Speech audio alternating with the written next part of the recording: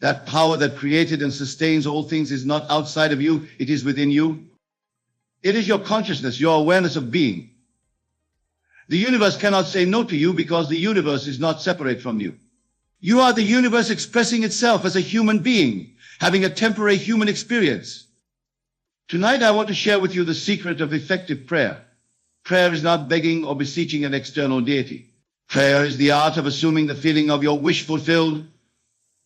When you know how to ask properly, there is no power that can say no to your request. Let me share with you a passage from Scripture that reveals this truth. In the book of Mark, chapter 11, verse 24, we read, "Therefore I tell you, whatever you ask for in prayer, believe that you have received it, and it will be yours." The secret lies in these words. Believe that you have received it. You must first assume the feeling of already having what you desire before it can manifest in your world. Most people are constantly asking from a state of lack and wondering why their prayers go unanswered. They pray and affirm but remain in the same state of consciousness that does not have what they are seeking. This is the fundamental error. To ask in such a way that the universe cannot say no, you must ask from the state of fulfillment, not from the state of desire. The feeling of the wish fulfilled is the secret and the art of successful prayer. Let me illustrate this principle with a simple example. If you desire financial abundance, do not pray by saying, "God, please give me more money," or "Universe, I need financial freedom." This is asking from lack, and your very prayer is a confession of your current state of poverty. Instead, you must assume the feeling of already being financially abundant. How would you feel if you were already financially free? What thoughts would occupy your mind? How would you carry yourself? What conversations would you have? When you assume the feeling of financial abundance, when you sleep in the assumption that you are now financially free, you are asking in such a way that the universe cannot say no. For the universe can only reflect back to you your own conception of yourself. Remember the words of the prophet Isaiah, "Before they call, I will answer." This is a profound psychological and spiritual truth. Before you call, before you ask, the answer is already prepared. Your assumption, your state of consciousness, determines what you will call for and consequently what will be answered. I recall a gentleman who attended one of my lectures in New York. He approached me afterward and said, "Mr. Goddard, I have been praying for a promotion in my company for 3 years with no results." I asked him, "How do you pray?" He described a process of visualization where he would see himself being congratulated, receiving a new title and a higher salary. But I asked, "What is the feeling you embody after this visualization?" He confessed that he returned to feeling frustrated that it hadn't happened yet. I told him, "You are undoing your prayer with your subsequent feeling state. You must not only visualize the end result, but also sleep in the conviction that it is done." I suggested that he assume the feeling of already having received the promotion before going to sleep each night. Within 2 weeks, he received not just a promotion, but a position 2 levels higher than he had initially sought. This is the law, and it never fails. But you must understand that your conscious assumption, though false to your senses, if persisted in, will harden into fact. The time it takes for your assumption to become fact depends on the naturalness of the feeling, how deeply are embracing the new state. Now, there is another aspect to asking in such a way that the universe cannot say no, and that is detachment. Many of you have heard of the importance of detachment in manifestation, but detachment is often misunderstood. Detachment does not mean not caring about your desire. It means complete faith that it is already yours in the spiritual realm and must, by law, materialize in the physical realm. True detachment comes from the conviction that what you have assumed in consciousness is already a fact in the spiritual realm, which is the realm of causation. The physical realm is merely the realm of effects. Cause always precedes effect. Your consciousness is the cause. Your world is the effect. Let me share with you another example to illustrate this principle. A young woman came to me in despair over her marriage. Her husband had left her for another woman, and all logical evidence suggested that the marriage was over. I asked her, if she truly wanted her husband back. And she confirmed with tears in her eyes that she did. I told her, your task is simple but not easy. You must assume that your husband has returned and that your marriage is more harmonious than ever before. You must live from the end. When you go to sleep at night, feel the joy and gratitude of having your husband back. Feel his presence beside you in bed. Hear his voice expressing his love for you. Feel the wedding ring on your finger. Do this with conviction, and the universe cannot say no. She practiced this faithfully for 3 weeks. At first, nothing seemed to happen. Then, unexpectedly, her husband called. They met for coffee, which led to dinner, and within a month he had moved back home. But here's the interesting part. He told her that during those 3 weeks he couldn't stop thinking about her. He felt inexplicably drawn back to her, despite his logical mind telling him to stay away. This is how the law works. When you assume the feeling of your wish fulfilled, you are exercising the divine power within you, which is your imagination. And your imagination, sustained with conviction, will externalize itself in your physical reality. I want to emphasize that this is not mere positive thinking or wishful thinking. This is the application of an immutable spiritual law. The Bible calls it faith. Faith is the substance of things hoped for, the evidence of things not seen. Faith is the feeling of possession of the things desired. Faith is coming from a state of knowing, not hoping or wishing. Now, let us delve deeper into the mechanics of this process. How exactly do you assume the feeling of the wish fulfilled? It begins with a decision. You must decide what you want to be, to have, or to experience. Be specific. Be clear. Then, you must construct a scene in your imagination that implies the fulfillment of your desire. For instance, if you desire a new home, create a scene where a friend is congratulating you on your beautiful new home. Feel their handshake or embrace. Hear their voice. Smell the freshness of your new space. Feel the emotion of pride and gratitude for having your new home. This scene, if constructed with sensory vividness and emotional intensity, and if persisted in until it takes on the tone of reality, will materialize in your physical world. This is asking in such a way that the universe cannot say no, because you are not asking in the traditional sense at all. You are claiming, you are appropriating, you are assuming. You are exercising your divine right as a creator made in the image of God. I must stress that this principle applies to every area of your life: health, wealth, relationships, career, spiritual growth, and more. There is no limit to what you can achieve through the proper application of your imagination. Consider the case of physical healing. If you are experiencing illness or physical discomfort, the conventional approach is to focus on the problem, to fight against it, to see it as an enemy to be conquered. But this keeps you locked in the consciousness of illness. Instead, assume the feeling of being perfectly healthy. Feel the energy coursing through your body. Feel the joy of pain-free movement. Feel the gratitude for your robust health. This feeling state persisted in will manifest as physical well-being.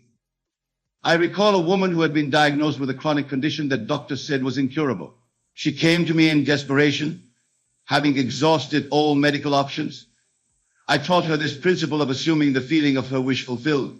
I instructed her to go to sleep each night in the assumption of perfect health, to feel the joy and gratitude of being completely healed.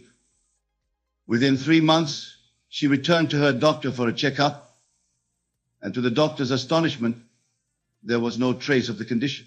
The doctor called it a spontaneous remission, a medical miracle. But it was no miracle in the sense of a violation of natural law. It was the perfect operation of the law of assumption. She had changed her concept of herself, and her body reflected that new concept. Now, some of you may be thinking, but Neville, what about the time gap? What about the waiting period between my assumption and its manifestation in the physical world? This is where most people falter. They cannot sustain the faith through the interval of time. They begin to doubt, to question, to look for results, and in doing so, they revert to the old state of consciousness, the state of lack. The key is to understand that time is merely a psychological construct, a measurement of the interval between events. In the realm of spirit, in the realm of consciousness, There is no time. Your desire is already fulfilled the moment you assume the feeling of its fulfillment. The time it takes to materialize in the physical realm is determined by various factors, including the naturalness of the state to you and the degree to which you persist in the new state. Do not be concerned with the how. The universe God, your own wonderful human imagination, will take care of the how. Your job is to remain faithful to the end, to the state of fulfillment. As you do this, the bridge of incidents will form naturally to lead you to the physical realization of your desire. Let me give you another example to illustrate this point. A man desired to travel to a foreign country, but lacked the financial means to do so. Instead of focusing on the lack of money, he began to assume the feeling of already being in that country. Each night before sleep, he would imagine smelling the distinct aromas of that country's cuisine, hearing the local language being spoken, seeing the famous landmarks, and feeling the unique texture of the local fabrics. He persisted in this assumption for several weeks. Then, out of the blue, he received a call from a company that was expanding into that very country. They had seen his resume online and wanted to interview him for a position that would require him to relocate there. Not only would they cover his travel expenses, but they would also provide a salary that far exceeded what he was currently earning. Was this a coincidence? There are no coincidences in a universe governed by law. It was the perfect externalization of his internal state. He had asked in such a way that the universe could not say no. I must also address a question that often arises. What about the desires of others? What if my desire conflicts with someone else's? This stems from a misunderstanding of the nature of consciousness. Consciousness is one, although it appears to be many. There is only one God, one imagination, expressing itself through countless human forms. When you assume the feeling of your wish fulfilled, you are not imposing your will on another. You are simply attracting to yourself the circumstances, people, and events that match your state of consciousness. Everyone is you pushed out. The world is yourself pushed out. What you see in others is a reflection of your own consciousness.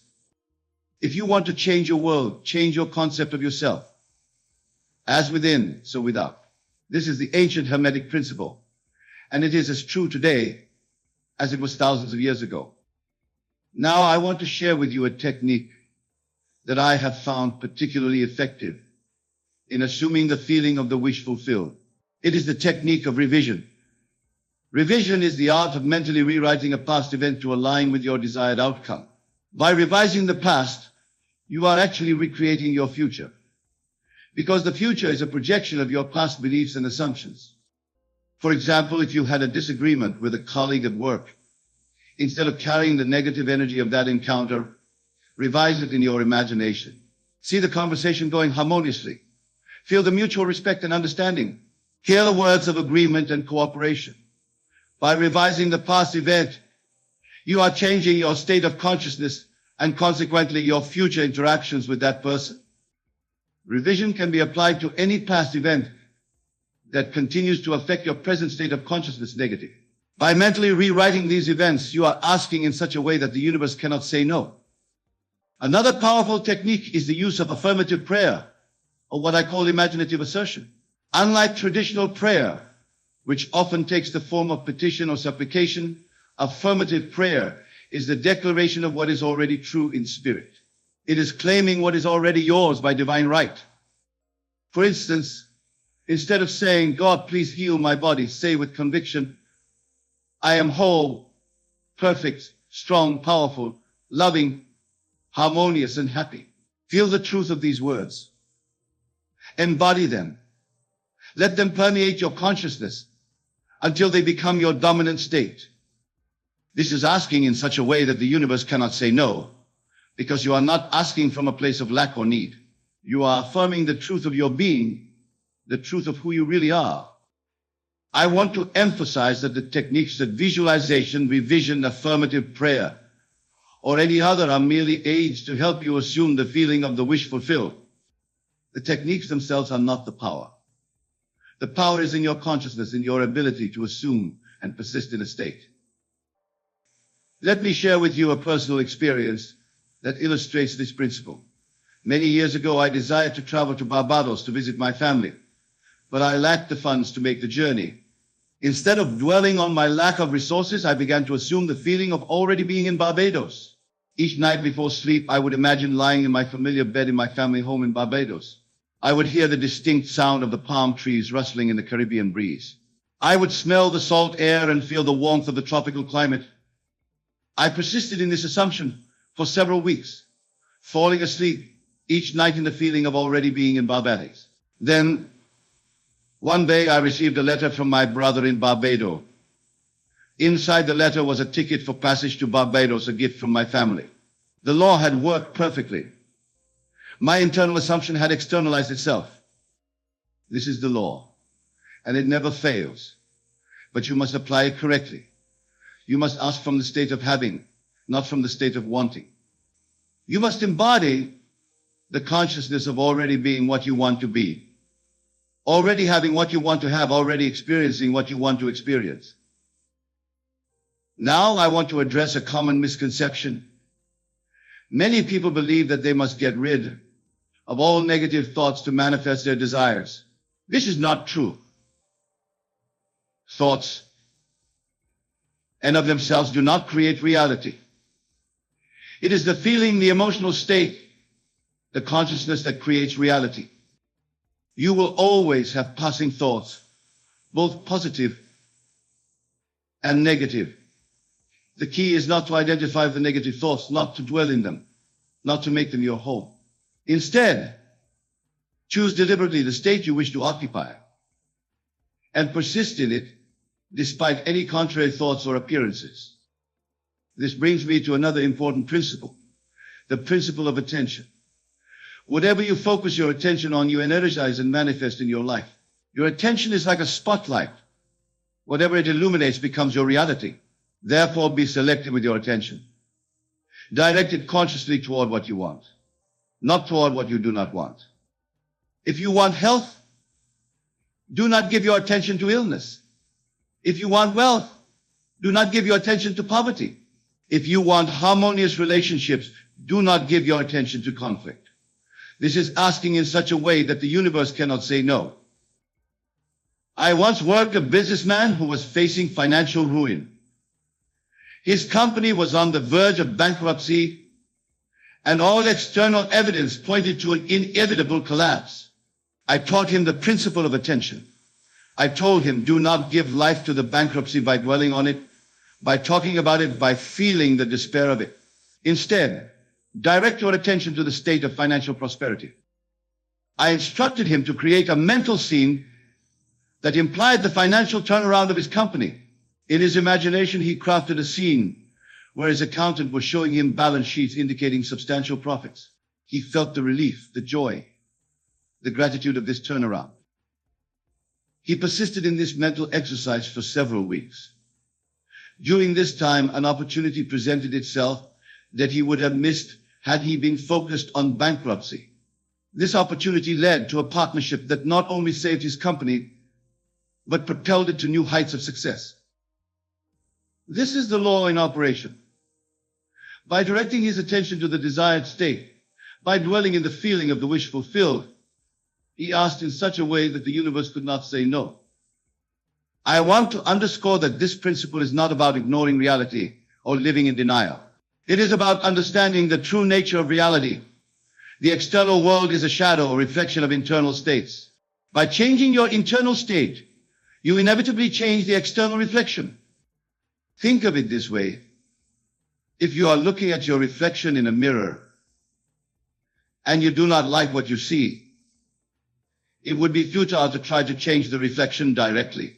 You must change what is being reflected yourself. Similarly, if you do not like what you see in your world, you must change your concept of yourself, your state of consciousness. This brings me to another crucial aspect of asking in such a way that the universe cannot say no, self-concept. Your self-concept, your idea of who you are, is the foundation of all your manifestations. Everything you experience is a reflection of your concept of yourself. If you see yourself as unworthy, you will manifest experiences that confirm this unworthiness. If you see yourself as a victim, you will manifest experiences of victimization. If you see yourself as powerful, loved, and abundant, you will manifest experiences that confirm these qualities. Therefore, the most fundamental change you can make is to change your concept of yourself. Assume the feeling of being the person you want to be. Live from that assumption. This is asking in such a way that the universe cannot say no. I recall a young actor who came to me, discouraged by his lack of success in the film industry. Despite his talent and dedication, he had been unable to secure significant roles. When I inquired about his self-concept, he revealed that he saw himself as a struggling actor, always on the periphery of success. I told him, that is your problem. You are assuming the state of struggle, and the universe is faithfully reflecting back to you that state. You must change your concept of yourself. You must see yourself as a successful actor in demand for major roles. I guided him in constructing a scene that implied his success in the industry. In his imagination, he would read reviews praising his performance in a major film. He would feel the satisfaction, the pride, the fulfillment of being recognized for his talent. He persisted in this new self-concept for several months. And then, as if by magic, though it was not magic but law, he was called to audition for a significant role in a major production. He secured the role, and his performance was indeed praised by critics, just as he had imagined. This is the law. By changing his concept of himself, he changed his reality. He asked in such a way that the universe could not say no. Now I want to address a question that often arises: what about collective events or global conditions? Can my individual consciousness affect these? The answer is yes, but with a caveat. Your experience of the collective is still your individual experience. You can only experience what matches your state of consciousness. For instance, in times of economic downturn, some people experience hardship and lack, while others experience opportunity and abundance. Same external condition, different individual experiences because of different states of consciousness. Therefore, do not be concerned with changing the world. Be concerned with changing yourself, your concept of yourself. As you do this, your experience of the world will change. And as more individuals do this, the collective experience changes as well. I want to emphasize that this principle is not selfish or self-centered in a negative sense. It is simply a recognition of the law of consciousness. You cannot give what you do not have. You cannot project what you do not possess within yourself. By focusing on your own state of consciousness, you are actually serving others in the highest way possible, by becoming an embodiment of what you wish to see in the world.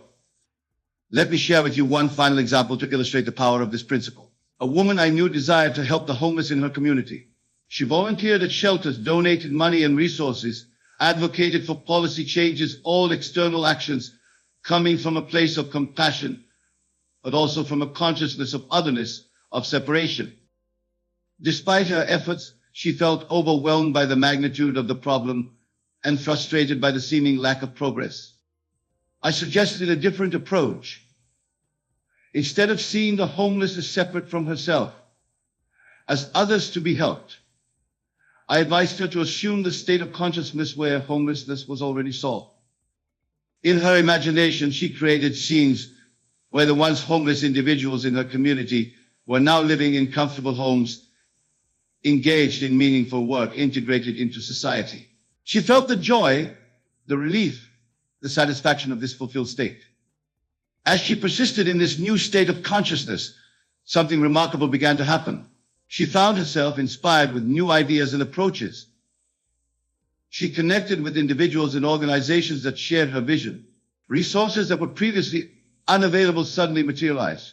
Within a year, her community had implemented innovative solutions that significantly reduced homelessness. Was this a coincidence? No, it was the law in operation. By assuming the feeling of the wish fulfilled, by asking from the state of fulfillment rather than from the state of lack or problem, she asked in such a way that the universe could not say no. In conclusion, I want to remind you of the core principle we've explored tonight. The universe cannot say no to you when you ask from the state of fulfillment, when you assume the feeling of your wish fulfilled. This is the art. and the science of effective prayer. Remember, your consciousness is the only reality. What you assume, you become. What you believe, you receive. What you embody, you manifest. The external world is a shadow, a reflection of internal states. Therefore, choose wisely the state you wish to occupy. Dwell in it. Live from it. Fall asleep in it. And watch as the universe rearranges itself to reflect back to you your new concept of yourself. The power is within you. It has always been within you. It is your own wonderful human imagination, which is God in action. Use it deliberately, use it lovingly, use it wisely. When you know how to live properly from the state of fulfillment, rather than from the state of lack, there is no power in heaven or on earth that can say no to your request. For in truth, you are not requesting anything. You are claiming what is already yours by divine right. Go forth now with this knowledge. Apply it in your daily life. Test it. Prove it to yourself.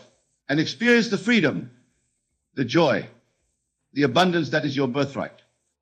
Remember always, you are the operant power in your world. You are the author of your life story. You are the God of your universe. Ask from that place of power, from that place of knowing, and the universe cannot indeed, it will not say no. I thank you for your attention tonight. Blessings upon each and every one of you. May you go forth and create deliberately, consciously, and joyfully. I have shared with you tonight the principle that transcends all religious dogmas, all philosophical systems, all cultural traditions. It is the principle of consciousness, the principle of imagination, the principle of assumption. It is the principle that Jesus taught when he said, "Therefore I tell you, whatever you ask for in prayer, believe that you have received it, and it will be yours." This principle has been taught by the great spiritual teachers throughout history, though often veiled in symbolism and allegory. Tonight I have attempted to unveil it, to present it in its naked simplicity, so that you may apply it directly in your life. The great secret is this: the world is yourself pushed out. Everything that you experience is a reflection of your own consciousness. Change your consciousness and then you change your world. This is asking in such a way that the universe cannot say no. As you leave here tonight, I encourage you to begin immediately to apply this principle. Choose a desire, something that you truly want to be, to have, or to experience. Construct a scene in your imagination that implies the fulfillment of this desire. Enter into the scene. Make it as vivid and as real as possible. Feel the emotions that would be yours if your desire were already fulfilled. Then each night as you go to sleep, replay this scene in your imagination. Fall asleep in the feeling of the wish fulfilled. Do this faithfully, persistently, and you will be amazed at how quickly your external reality begins to rearrange itself to match your internal assumption. Remember, the universe responds not to your words, not to your thoughts, but to your state of consciousness, to your feeling state. When you feel that something is real, when you embody the state of its reality, the universe has no choice but to reflect back to you that reality. This is the true meaning of faith. Faith is not belief in the unknown. Faith is the feeling of the known. Faith is the feeling of possession of that which is not yet visible to the senses. Faith is the substance of things hoped for, the evidence of things not seen. When you operate from faith, when you live from the end, when you assume the feeling of the wish fulfilled, you are asking in such a way that the universe may not say no. I leave you with this final thought: you are divine. You are God in human form. The power that created and sustains the universe resides within you as your own wonderful human imagination. Use this power consciously, use it lovingly, and there is nothing that you cannot be, do, or have. Go forth now and create the life of your dreams. For indeed, it is your divine right and your divine responsibility to do so. Thank you, and God bless you all. When you awaken in the morning, before you engage with the outer world of shadows and effects, there exists a golden opportunity. In that sacred space between sleep and wakefulness, your subconscious mind is most receptive, most malleable to impression. It is in this state that you must practice the art of alignment, where your individual awareness merges with the universal consciousness. Let me share with you the method by which this alignment is achieved. It is not through struggle or strain. It is not through pleading or petition.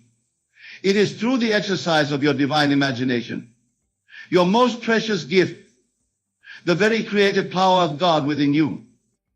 As you lie there in your bed, allow your physical body to relax completely. Feel the weight of your physical form sinking into the mattress beneath you. Your breathing becomes rhythmic, gentle, and deep. With each breath, you release all tension, all concern, all preoccupation with the outer world. Now, in this receptive state, turn your attention inward to the feeling of your desired state fulfilled. What does it feel like to be completely aligned with the universe? What does it feel like to be the expression of infinite power and wisdom? Do not try to answer these questions with your intellect. Feel the answer. For feeling is the secret, the very channel through which your desires are transmitted to the subconscious mind. Remember always that your consciousness is the only reality. The world outside is but a reflection, a shadow of your inner state of being. As within, so without. This is not poetry, this is cosmic law. The universe must conform to the pattern established within your consciousness. It has no choice in the matter, for this is the way of all creation. So now in your morning meditation, assume the feeling of being perfectly aligned with the universal mind. Feel the harmony, the peace, the absolute knowing that all is well. Feel the boundless energy flowing through your being. Feel the perfect health expressing through every cell of your body. Feel the abundance that is your natural state. Feel the love that permeates every fiber of your being. Do not ask how this state will be realized. That is not your concern. The how, the when, the where, these are details that belong to the universal mind. Your task is simply to assume the feeling of the wish fulfilled, to live from the end, to occupy the state of alignment now in your imagination. Many will say to you, but this is merely daydreaming. This is fantasy. I tell you with absolute authority that what you are doing is employing the very creative principle of the universe. You are exercising your divine prerogative as a creative being. You are fulfilling the purpose for which you were created, to experience and express the glory of God, the infinite power of the universe through your individual consciousness. The Bible tells us, in the beginning was the Word.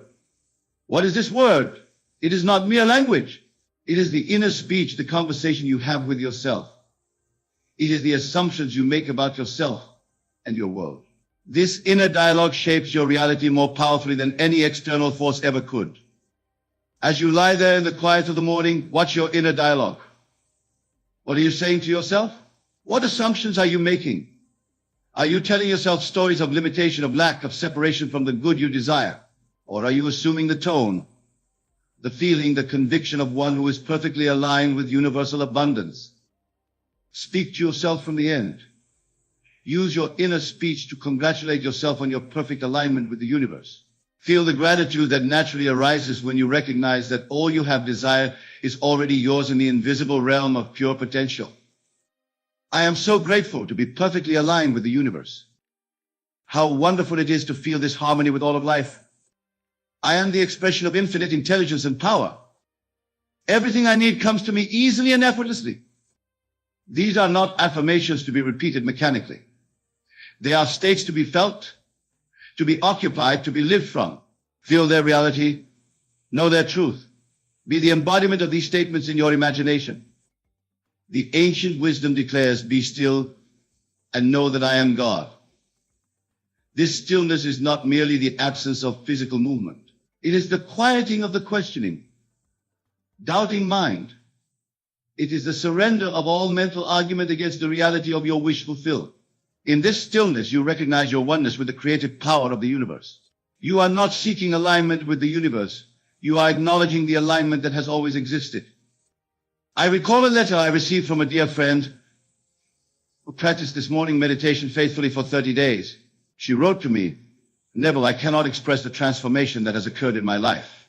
I began by simply feeling grateful for my perfect alignment with the universe each morning for just 10 minutes.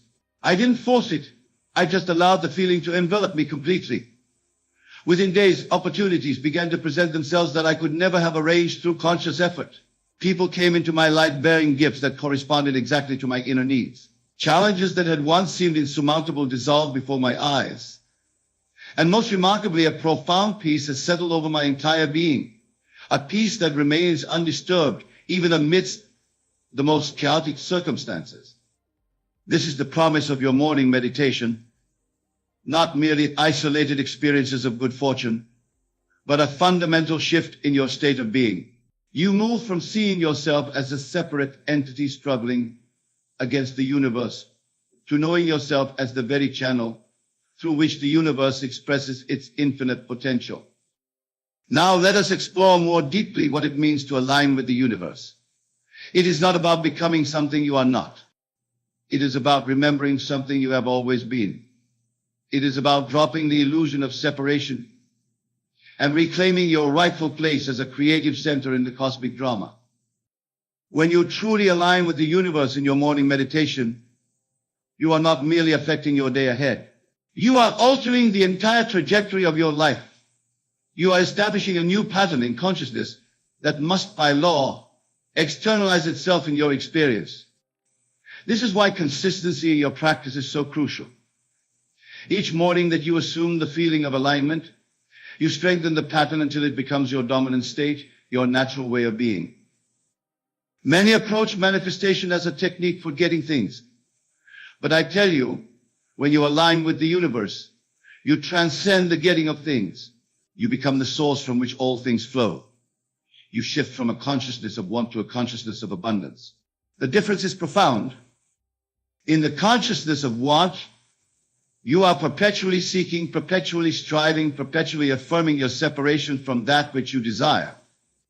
In the consciousness of abundance, you rest in the knowledge that all is well, all is provided, all is unfolding perfectly according to the divine pattern established in your imagination. As you practice your morning meditation, you may notice thoughts of doubt arising. How can this be true? How can my mere imagination create reality? How can I be aligned with a universe that seems so often to oppose my desires? These questions stem from the limited perspective of the conditioned mind.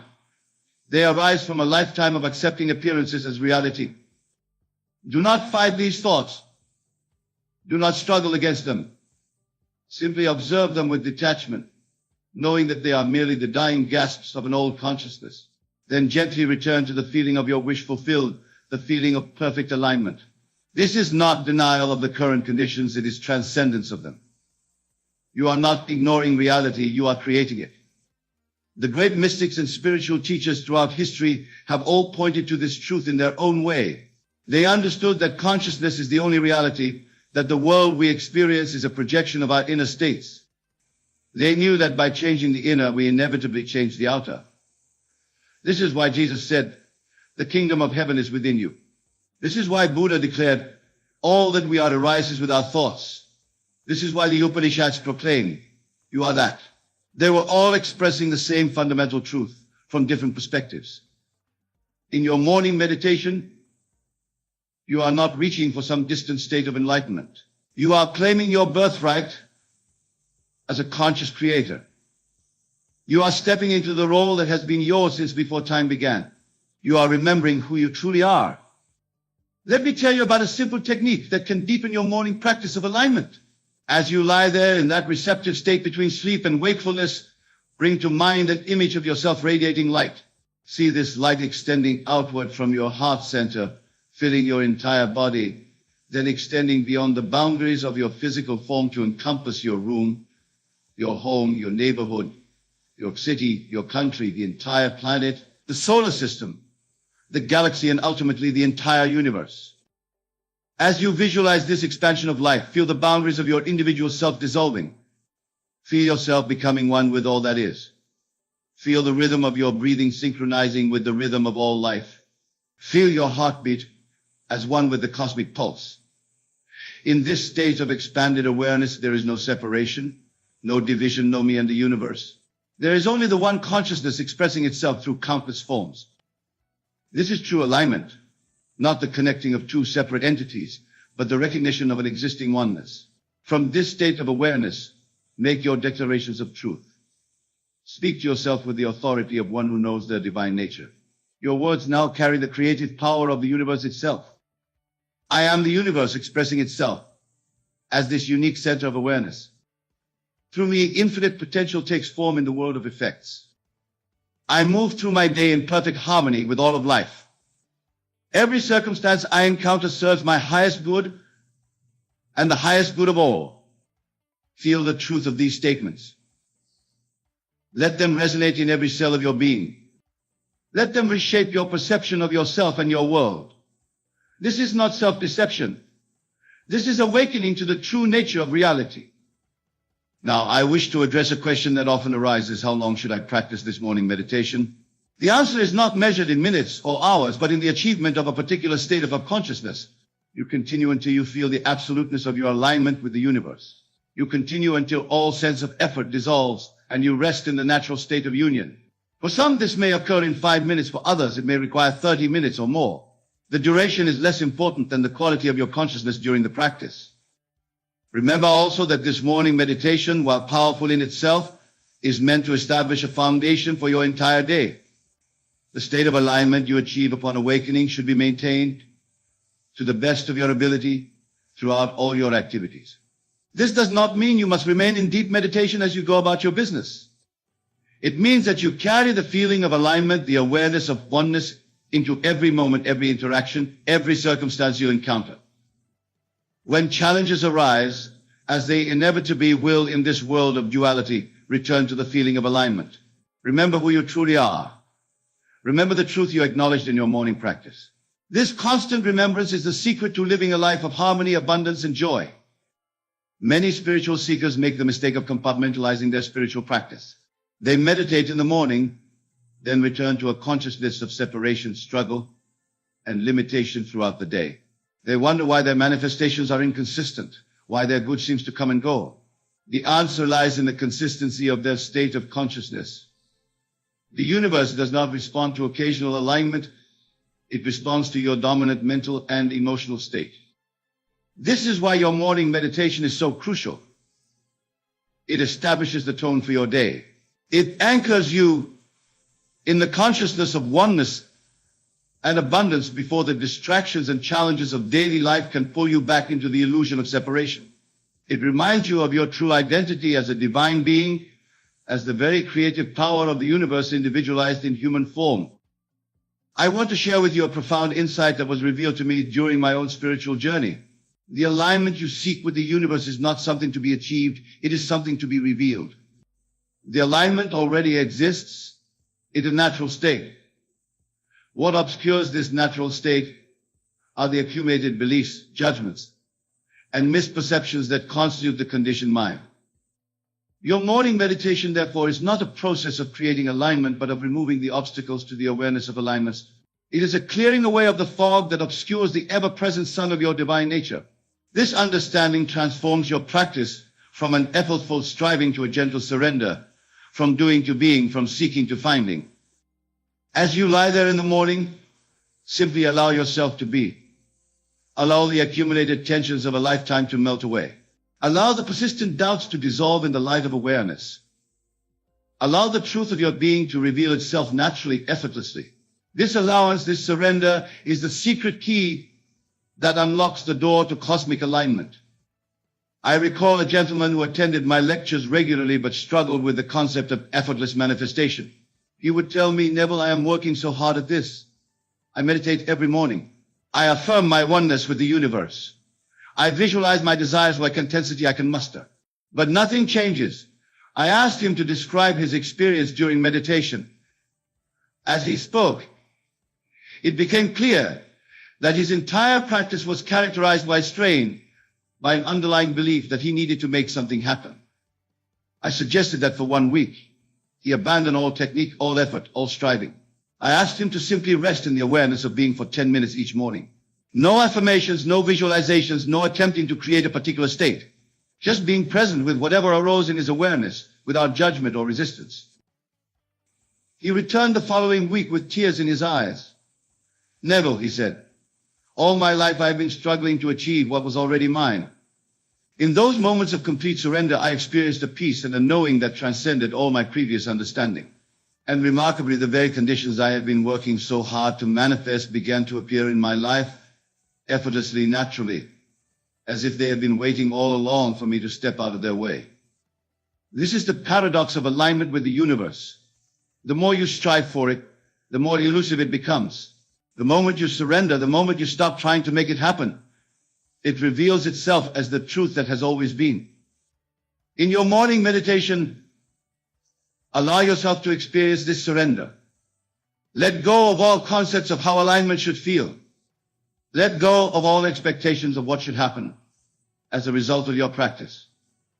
Let go of the very idea of yourself as a separate entity seeking connection with something outside of you. In this complete letting go, the truth of your being stands revealed. You are the universe. You are the power you have been seeking. You are the consciousness in which all things arise, exist, and dissolve. This understanding liberates you from the endless cycle of seeking and striving. It places the power of creation where it has always been within you as you. From this recognition, you create your reality not through force or manipulation, but through the natural expression of your true nature. Just as the sun does not strain to shine, you do not strain to create.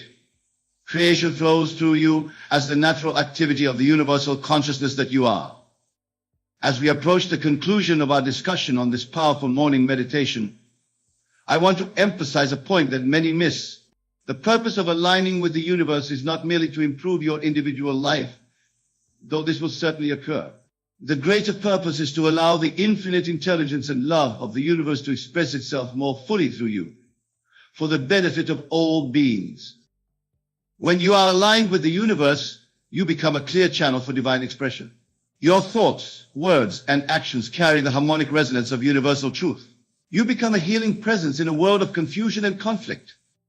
You become a light in the darkness, not through any personal effort or virtue, but through the natural radiation of the universal consciousness that you have allowed to shine through you. This is the highest form of service you can offer to humanity and to all of life. It is not service based on sacrifice or obligation.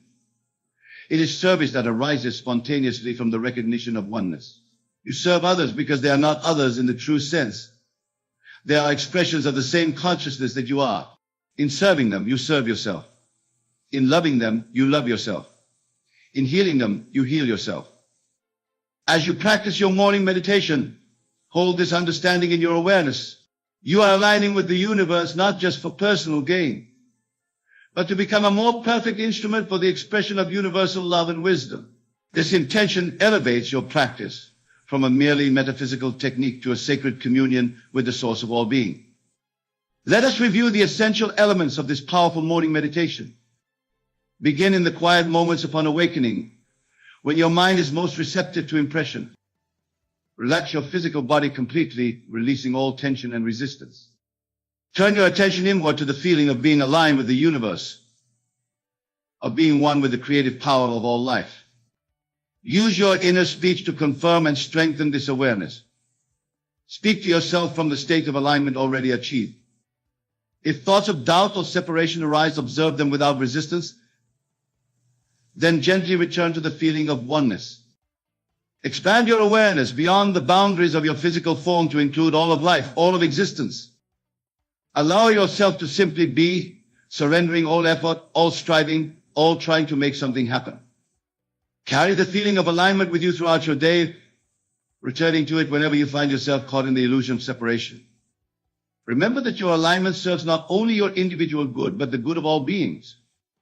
Practice this meditation with consistency, understanding that you are establishing a new pattern in consciousness that will transform every aspect of your experience. My dear friends, what I have shared with you is not merely a technique or a method. It is a remembrance of the truth of your being. It is an invitation to reclaim your divine heritage as a creative center in the cosmic drama. It is a call to awaken from the dream of separation and limitation to the reality of oneness and infinite potential. The universe is not waiting for you to align with it.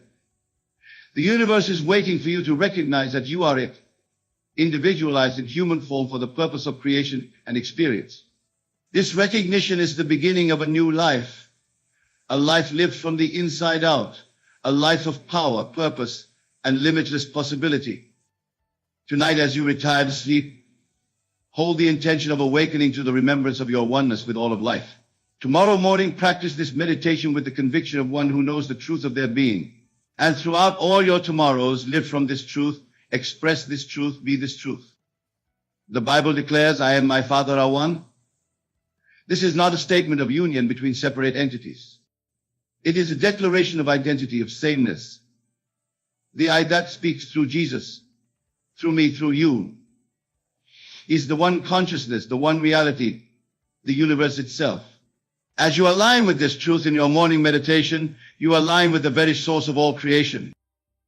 There is nothing outside of you that you need to connect with, nothing external that you need to attain. All that you seek is within you, waiting for your recognition. The kingdom of heaven is not a place you go to. It is a state of consciousness by remembering who you truly are. My beloved friends, I leave you with this truth, simple yet profound. You are the universe expressing itself as a human being. In your morning meditation, you are not creating this reality, you are acknowledging it. And in this acknowledgement lies the secret of all manifestation, all creation, all fulfillment. Let this be your contemplation as you enter the silence of your being. Let this be the foundation of your life as you move through each day. Let this be your legacy as you touch the lives of all you encounter. I and my Father are one. I and the universe are one. This is the eternal truth, the yolti, the holtity, the final secret of all to have eyes to see and ears to hear. This is your truth. Claim it, live it, be it. And now, in the silence of your own being, allow this truth to resonate. Allow it to transform your perception of yourself and your world. Allow it to reveal the glory that has been yours since before time began. In this alignment with the universe, all things are possible. All good is available. All love is present. All wisdom is accessible. For you are that which you seek. You are the answer to your every question. You are the fulfillment of your every desire. Rest in this knowledge. Live from this awareness and watch as the universe, which is none other than your expanded self, brings forth the manifestation of your highest vision, your noblest purpose, your greatest joy. The universe is not something to align with, it is something to remember that you are. In this remembrance is freedom. In this remembrance is power. In this remembrance is the peace that passes all understanding. Be still and know that you are God. Be still and know that you are the universe. Be still and know the truth that sets you free. This secret is encapsulated in 5 powerful words. Be silent anything that you watch them happen. Now you might be wondering, what does it mean to be silent? And how can silence possibly bring about the manifestation of our deepest desires? My dear friends, the silence I speak of is not merely the absence of sound, but a state of being, a profound inner quietude that allows the creative power within you to work its magic. In this silence, you will find the birthplace of all creation. It is the womb of the universe, the void from which all things emerge. When you learn to cultivate this silence, to nurture it within yourself, you tap into the very source of all that is, was, and ever will be. But let me be clear, this is not a passive silence. It is not a state of inaction or resignation. No, the silence I speak of is alive, vibrant, and pulsing with creative energy. It is a silence filled with the certainty of your desire fulfilled. A silence pregnant with possibility. Imagine, if you will, a seed planted in the earth. Does it make a sound as it grows? Does it announce its intentions to the world? No, it grows in silence, pushing through the soil, reaching for the sun, all without a whisper. And yet in that silence, a miracle unfolds. From a tiny seed emerges a mighty oak, a beautiful flower, or a bountiful fruit tree. Your desires, my friends, are like that seed. They do not need to be shouted from the rooftops or constantly verbalized. In fact, the more you speak of them, the more you rob them their power. Instead, plant them in the fertile soil of your imagination, water them with the certainty of their fulfillment, and then be silent. Allow them to grow in the secret, sacred space of your inner world. This silence is not about suppressing your desires or denying their existence.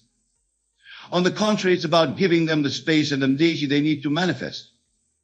When you constantly speak about what you want, when you continually focus on the lack of it in your life, you're essentially telling the universe, this is what I don't have. And the universe, in its infinite wisdom, continues to reflect that lack back to you. But when you plant your desire in silence, when you nurture it in the quiet certainty of its fulfillment, you're sending a different message. You're saying to the universe, this is already mine. It is done. And the universe has no choice but to conform to this new reality you've created within yourself. Let me share with you a story that illustrates this principle.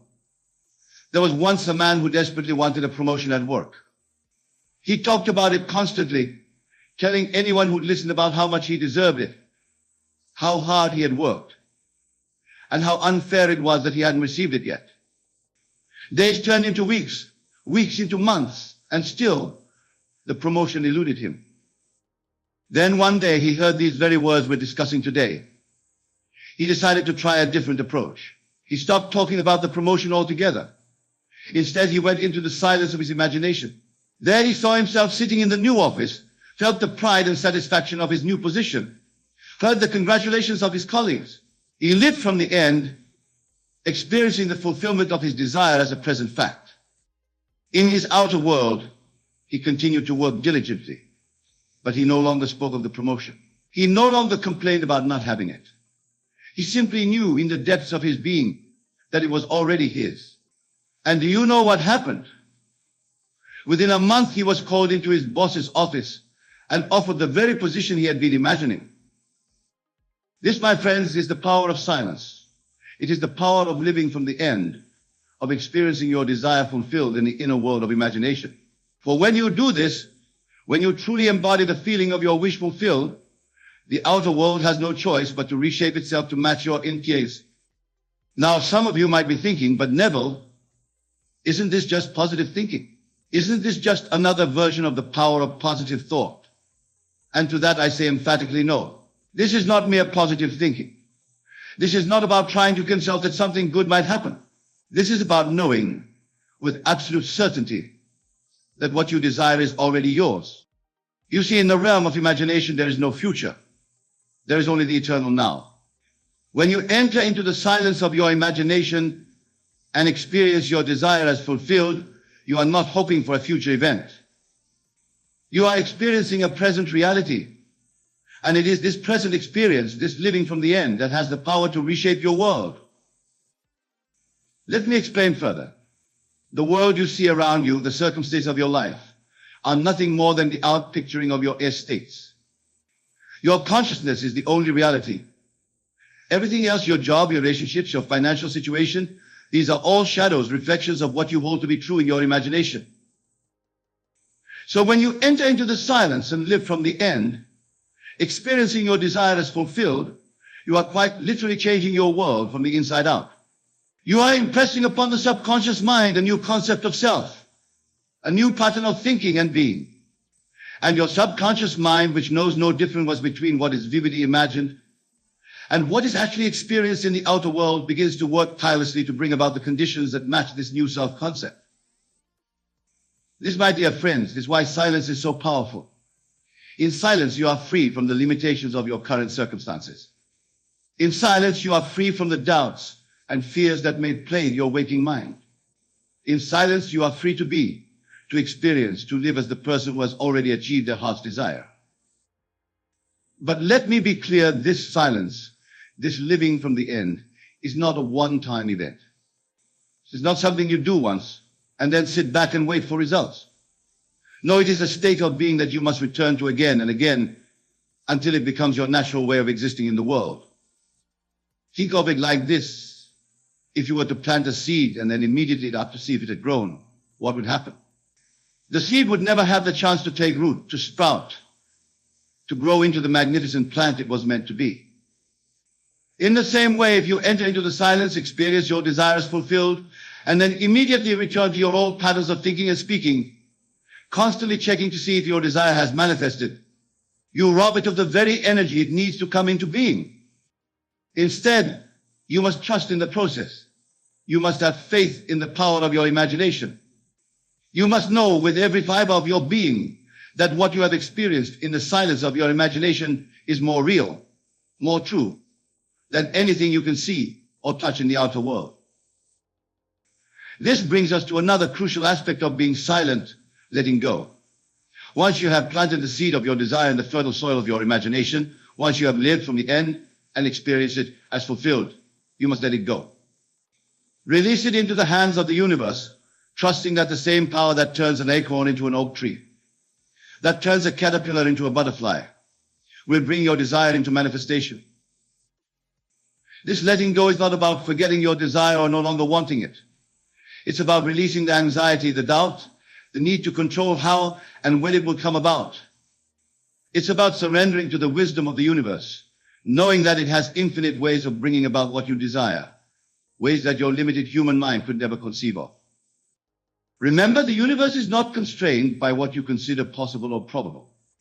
It operates according to laws that transcend human understanding. Your job is not to figure out how your desire will manifest. Your job is simply to live from the end, to be the person who already has what they desire, and to trust in the perfect unfolding of divine timing. Now, some of you might be wondering, but Neville, what if I have multiple desires? What if there are many things I want to manifest in my life? And to that I say, wonderful. The creative power within you is limitless. It is not constrained by time or space or the number of desires you hold in your heart. However, I would caution you against trying to focus on too many things at once. Remember, the power lies in your ability to live from the end, to fully embody the feeling of your desire fulfilled.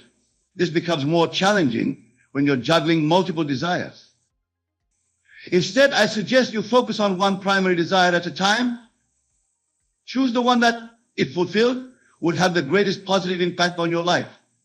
Then enter into the silence and live from the end of that desire fulfilled. As you do this, you may find that many of your other desires naturally fall into place. For when you change your concept of self at a fundamental level, every aspect of your life begins to shift to align with this new self-concept. Let's delve deeper into this concept of living from the end. What does it really mean to live although your desire is already fulfilled? It means assuming the feeling, the state of consciousness of the person who already has what you desire. If your desire is for financial abundance, then in the silence of your imagination, feel the peace and security that comes with having more than enough. Feel the joy of being able to buy what you want when you want. Feel the satisfaction of being able to help others, to give generously. Embody these feelings so completely that when you open your eyes and return to your plant, if your desire is for a loving relationship, then in your imagination, feel the warmth of your partner's embrace. Feel the joy of shared laughter, the comfort of deep understanding. Feel the satisfaction of giving and receiving love freely and fully. Let these feelings permeate your being so completely that you carry the energy of love with you wherever you go. If your desire is for a successful career, then in your inner world, feel the pride of achievement. Feel the satisfaction of doing work you love. Feel the respect and admiration of your colleagues. Embody these feelings so thoroughly that you begin to carry yourself with the confidence and poise of someone who is already successful. The key here is feeling. Your feelings are the secret to your power. They are the language of the subconscious mind, the fuel that powers your manifestations. When you can genuinely feel as though your desire is fulfilled, when you can maintain that feeling regardless of your outer circumstances, you have mastered the art of creation. Now I can hear some of you thinking, but Neville, this sounds like self-deception. Aren't we just fooling ourselves? And to that I say emphatically no. You are not deceiving yourself. You are aligning yourself with a higher truth, a deeper reality. You see, my dear friends, time is an illusion. The future you desire already exists in the infinite now of imagination. When you enter into the silence and live from the end, you are not creating something new. You are simply choosing to experience a reality that already exists. Think of it like this. I imagine you are in a dark room and there's a light switch on the wall. The electricity, the potential for light is already there. It exists whether the switch is on or off. When you flip the switch, you're not creating the light. You're simply choosing to experience it. In the same way, when you live from the end in your imagination, you're not creating your desire. You're choosing to experience it, to align yourself with it. This is why being silent is so crucial. When you constantly talk about what you want, when you focus on the lack of it in your life, you're essentially keeping the light switch off. You're choosing to experience the reality of not having. But when you go into the silence, when you live from the end and feel the joy of your desire fulfilled, you're flipping that switch. You're choosing to experience the reality where your desire is already manifest. Now I want to address something that many of you may be struggling with. You might be thinking, but Neville, I've tried this. I've imagined my desire fulfilled. I've tried to feel it real, but nothing has changed. What am I doing wrong? My dear friends, if this is you, I want you to know that you're not alone. Many people struggle with this at first. The key lies in persistence and in truly understanding what it means to live from the fan. You see, living from the end is not about visualizing your desire for a few minutes each day and then returning to your old patterns of thinking and being. It's about a fundamental shift in your self-concept. It's about becoming, in your imagination and in your feeling, the person who already has what you desire. This takes practice and dedication. It takes a willingness to challenge your old beliefs and patterns of thinking. But most of all, it takes faith. Faith not in some external power, but in the creative power of your own imagination. Remember, your imagination is not separate from reality. It is the very substance of reality. The world you see around you was once only imagined. Every invention, every work of art, every human achievement began as a seed in someone's imagination. Your desires are no different. They are the seeds of your future reality, waiting to be planted in the fertile soil of your imagination and nurtured in the silence of your being. So if you've been struggling, I urge you not to give up. Return to the silence. Go deeper into the feeling of your desire fulfilled. Make it more real, more vivid, more alive within you. And most importantly, persist. Persist in the face of every contrary appearance in your outer world. For it is your persistence, your unwavering faith in the reality of your amadat that will ultimately bring it into manifestation. Now let's talk about another crucial aspect of this process, detachment. When I say be silent, anything that you wish will happen, the silence I'm referring to also includes a detachment from the how and when of your manifestation. You see, many people make the mistake of trying to control every aspect of their manifestation. They imagine their desire fulfilled, but then they start worrying about how it will come about. They start trying to manipulate people and circumstances to bring about their desire. But this is a form of doubt. It's a lack of faith in the power of your imaginal act. True silence, true faith means letting go of the need to control. It means trusting that the same intelligence that keeps your heart beating, that grows your hair and nails, that maintains the perfect balance of life on this planet, is more than capable of bringing your desire into manifestation in the perfect way and at the perfect time. This detachment is not indifference. It's not about not caring whether your desire manifests or not. Rather, it's about being so certain of its manifestation that you no longer feel the need to manipulate or control. It's about resting in the absolute knowing that what you have experienced in your imagination is more real than anything in your outer world, and that your outer world must, by law, conform to this inner reality. Let me give you an example to illustrate this point. Imagine you've ordered a package online. Once you've placed the order, do you sit by your mailbox day and night, worrying about whether the package will arrive? Do you call the shipping company every hour to check on its status? Of course not. You trust that the package is on its way. You go about your life knowing that it will arrive at the perfect time. This is the kind of detachment I'm talking about. Once you've placed your order with the universe by living from the end in your imagination, let it return. Trust that it's on its way. Go about your life from the state of consciousness of someone who already has what they desire. Now, this doesn't mean you become passive. You still take inspired action when it presents itself.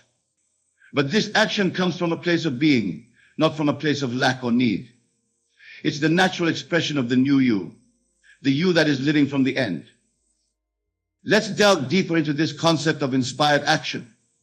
When you're truly living from the end, when you fully embody the state of consciousness of having your desire fulfilled, you'll find that opportunities and inspirations naturally come to you. These are not actions you force or plan. They arise spontaneously from your new state of being. For instance, if you're living from the end of being financially abundant, you might suddenly feel inspired to start a new business venture. If you're living from the end of being in a loving relationship, you might feel moved to join a new social group where you'll meet like-minded people. These inspirations are your new state of consciousness expressing itself in your outer world. The key is to follow these inspirations without attachment to the outcome.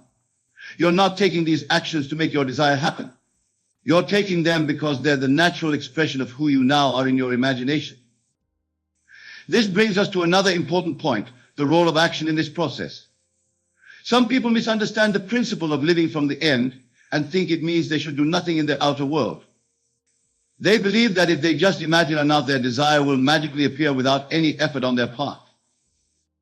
But this is not what living from the end means. Living from the end doesn't negate action, it informs action. When you're truly living from the end, your actions naturally align with your desired state. You begin to act like the person who already has what you desire. If you're living from the end of being a successful author, for example, if you'll sit around waiting for a book to magically appear with your name on it, you write, you edit, you submit your work to publishers, but you do all of this from the state of consciousness of already being a successful author. You're not writing to become an author, you're writing because you are an author. This subtle shift in consciousness makes all the difference. It takes the struggle out of your actions. It aligns you with opportunities that support your new state of being. It allows you to act with confidence and certainty, knowing that you're not working towards your desire, but from your desire already fulfilled. Now, I want to address something that many of you may be grappling with. You might be thinking, but Neville, what about the evidence of my senses? How can I live from the end when everything in my outer world tells me that my desire is not yet fulfilled? This, my dear friends, is where faith comes in. Not blind faith, not wishful thinking, not faith, but faith based on understanding. Understanding that your senses show you the world that was, not the world that is becoming. Understanding that your imagination is the true substance of reality, and that what you see in your outer world is simply the shadow cast by your inner states. Your senses are wonderful servants, but they make poor masters. They can only show you what has been, what has already manifested.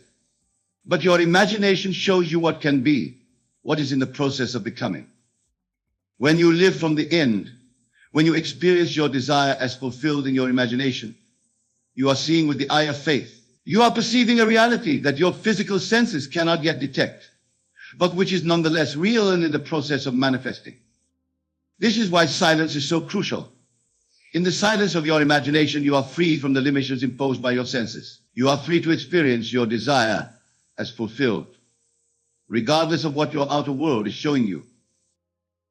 But make no mistake, this is not about denying your current reality or pretending that things are different than they are. It's about understanding that your current reality is the result of past thoughts and beliefs, and that by changing your inner state, you set in motion the forces that will change your outer world. Think of it like this. Your outer world is like a mirror, reflecting back to you your innermost thoughts and beliefs. When you change what's being reflected, your inner state, the reflection must change. It has no choice. This is law. So when your senses tell you that your desire is not yet fulfilled, don't argue with them. Don't try to convince yourself that what you're seeing isn't real. Instead, thank your senses for showing you what has been, and then return to the silence of your imagination where you can experience what will be. This is the true meaning of faith. It's not about believing despite evidence to the contrary. It's about knowing that the evidence of your imagination is more real, more substantial than anything your physical senses can show you. Now let's talk about something that many of you may be struggling with, the concept of time in relation to your manifestations. When I say be silent, anything that you wish will happen, many of you might be wondering, but when will it happen? How long do I have to wait? My dear friends, These questions, while natural, come from a misunderstanding of the nature of time and manifestation. You see, in the realm of imagination, there is no time. There is only the eternal now. When you truly live from the end, when you fully embody the state of your desire fulfilled, you're not waiting for anything to happen. It has already happened in the only place it ever could happen, in your consciousness. The appearance of your desire in your outer world is not the manifestation. It's merely the shadow, the outer reflection of what has already occurred within you. The true manifestation, the real creation, happens the moment you assume the feeling of your wish fulfilled and believe in its reality. From this perspective, there is no waiting. There is only being. Being the person who already has what you desire. Living from that state of consciousness. Allowing your outer world to catch up with your inner knowing. This is why patience is so important in this process. Not the kind of patience that comes from gritting your teeth and enduring until something happens, but the patience that comes from absolute knowing. The kind of patience you have when you've planted a seed. You don't stand over it, demanding that it grow faster. You trust in the natural process of growth, knowing that in its own perfect timing, the seed will sprout and grow into a magnificent plant. Your desires are like that seed. Once planted in the fertile soil of your imagination and nurtured with the feeling of their fulfillment, they will manifest in your outer world in their own perfect timing. Your job is not to make them grow faster, but to maintain the state of consciousness of already having them. This brings us to another important point, the concept of revision. Sometimes, despite our best efforts to live from the end, we find ourselves slipping back into old patterns of thinking and being. We might have moments of doubt, or we might react to our current circumstances in ways that contradict our desired state. When this happens, it's crucial not to berate yourself or to see it as a failure. Instead, use the power of revision. At the end of each day, review the events of your day in your imagination. If there were any moments where you reacted from a state of lack or limitation, revise them. See yourself responding from the state of your wish fulfilled. Feel how you would have felt, thought how you would have thought, if your desire was already manifest. This practice of revision serves two purposes. First, it reinforces your desired state of consciousness, helping you to more consistently live from the instinct. Second, it literally rewrites your subconscious memories. Remember, your subconscious mind doesn't distinguish between what you vividly imagine and what you actually experience. By revising your day in your imagination, you're literally changing your past, and in doing so, changing the trajectory of future. Now, I want to address something that many of you may be concerned about. You might be thinking, but Neville, isn't this selfish? Shouldn't I be focusing on helping others rather than manifesting my own desires? My dear friends, this is a common misconception, but it couldn't be further from the truth. You see, when you live from the end, when you embody the state of consciousness of your desire fulfilled, you become more, not less. You expand your capacity to give, to love, to serve. Think about it. If your desire is for financial abundance and you successfully manifest that abundance, aren't you in a better position to help others? If your desire is for radiant health and you manifest that health, aren't you better able to care for those around you? If your desire is for a fulfilling relationship and you manifest that relationship, don't you have more love to share with the world? You see, manifesting your desires is not about greed or selfishness. It's about becoming the fullest, most expanded version of yourself. It's about aligning yourself with the abundance of the universe so that you can be a channel for that abundance to flow to others. Moreover, when you master this principle of living from the end, you gain the ability to help others in profound ways. You can teach them this principle, showing them how to transform their own lives. You become a living example of what's possible when one aligns themselves with the creative power of their imagination. So never feel guilty about focusing on your desires. Your desires are not random. They are the universe speaking to you, showing you the direction of your growth and expansion. By fulfilling your desires, you are fulfilling your purpose, becoming more of who you truly are. And in doing so, you naturally uplift those around you. Now, as we near the end of our time together, I want to leave you with a challenge. For the next 30 days, I want you to commit to living from the end of your most cherished desire. Choose one desire, the one that resonates most deeply with you, and for the next 30 days, live as though it were already fulfilled. Each night before you go to sleep, enter into the silence of your imagination. See yourself in the scenario of your desire fulfilled. Feel the feelings you would feel if your desire were already manifest. Experience it with all your senses. Make it as real and as vivid as you possibly can. Then carry that feeling with you throughout your day. No matter what your outer circumstances show you, maintain the inner knowing that your desire is already yours. Be silent about it. Don't speak of it as something you want or need. Live from the state of already having it. If you find yourself slipping back into old patterns of thinking or being, don't berate yourself. Simply revise those moments in your imagination. See yourself responding from the state of a wish fulfilled. At the end of these 30 days, you will be amazed at the changes that have occurred, not just in your outer world, but in your inner world as well. You will have developed a new habit of consciousness, a new way of being in the world. Remember, my dear friends, you are not bound by your past or by your current circumstances. You are bound only by your imagination and your willingness to live from the state of your wish fulfilled. The power to change your life, to manifest your heart's desires, lies within you. It always has, and it always will. The word impossible. What does it truly mean? In your current understanding, it might represent a barrier, a limit to what can be achieved. But I say unto you, the impossible is merely that which has not yet been imagined into being. It is a temporary state, waiting to be transformed by the power of your consciousness. But what does it truly mean to repeat something 10 times, and how can this simple act manifest even the impossible? It is not a matter of mere repetition or positive thinking. It is a state of consciousness, a shift in your very being that aligns you with the creative power of the universe. It is about recognizing that your inner dialogue, your self-talk, is the very foundation upon which your reality is built. Let us delve deeper into this profound truth. Your outer world, every experience you have, every circumstance you encounter, is nothing more than a reflection of your inner world, your consciousness.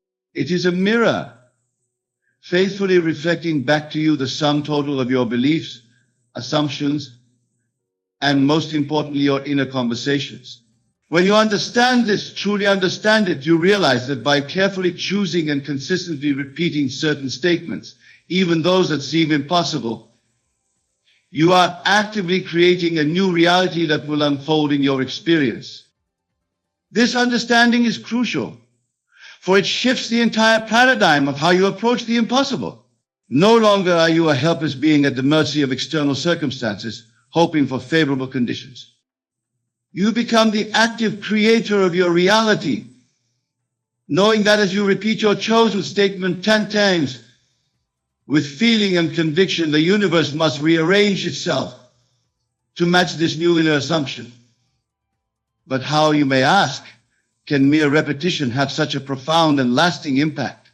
The answer lies in the creative power of your wonderful human imagination combined with the intensity of your feeling and belief.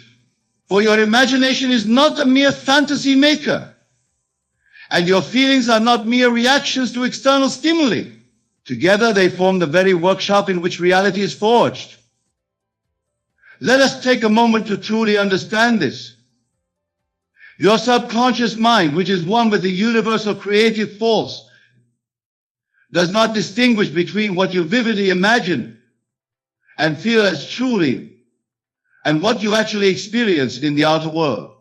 It accepts as true whatever you feel to be true in your inner conversations. And once it accepts an idea as true, it proceeds to bring it into manifestation in your physical reality, regardless of how long it takes in clock time or how impossible it may seem to your rational mind. So when you repeat a statement 10 times, especially one that seems impossible, you are not engaging in wishful thinking or self-deception. You are actively creating your new reality from within. You are aligning yourself with the creative power of the universe, allowing it to work through you and for you to manifest even the seemingly impossible. This, my dear listeners, is the essence of the power of repetition. It is about recognizing that the power to shape your reality lies within you, waiting to express through your conscious inner dialogue. It is about understanding that your outer world is nothing more than a reflection of your inner conversations, which can be radically altered by consistently repeating chosen statements, even those that currently seem impossible. Consider the biblical phrase, "As a man thinketh in his heart, so is he." This is not a mere poetic expression or a vague spiritual concept. It is a statement of cosmic law, an invitation to recognize the power of your inner dialogue. When you repeat a statement times, especially one that seems impossible, you are thinking it in your heart. You are feeling its reality with every fiber of your being. And in that moment, you are changed. The outer manifestation may take time to catch up, but the inner transformation is instantaneous. But let me be clear, repeating a statement 10 times is not about forced repetition or strained affirmations. It is about a total immersion in the feeling of the wish fulfilled, of the impossible becoming possible. When you truly embody this practice, you naturally assume the thoughts, feelings, and inner conversations of the person who lives in the reality where the impossible has become possible. You go to sleep not as the person bound by current limitations, but as the person who has already experienced the manifestation of the impossible. Let us explore this further with an example.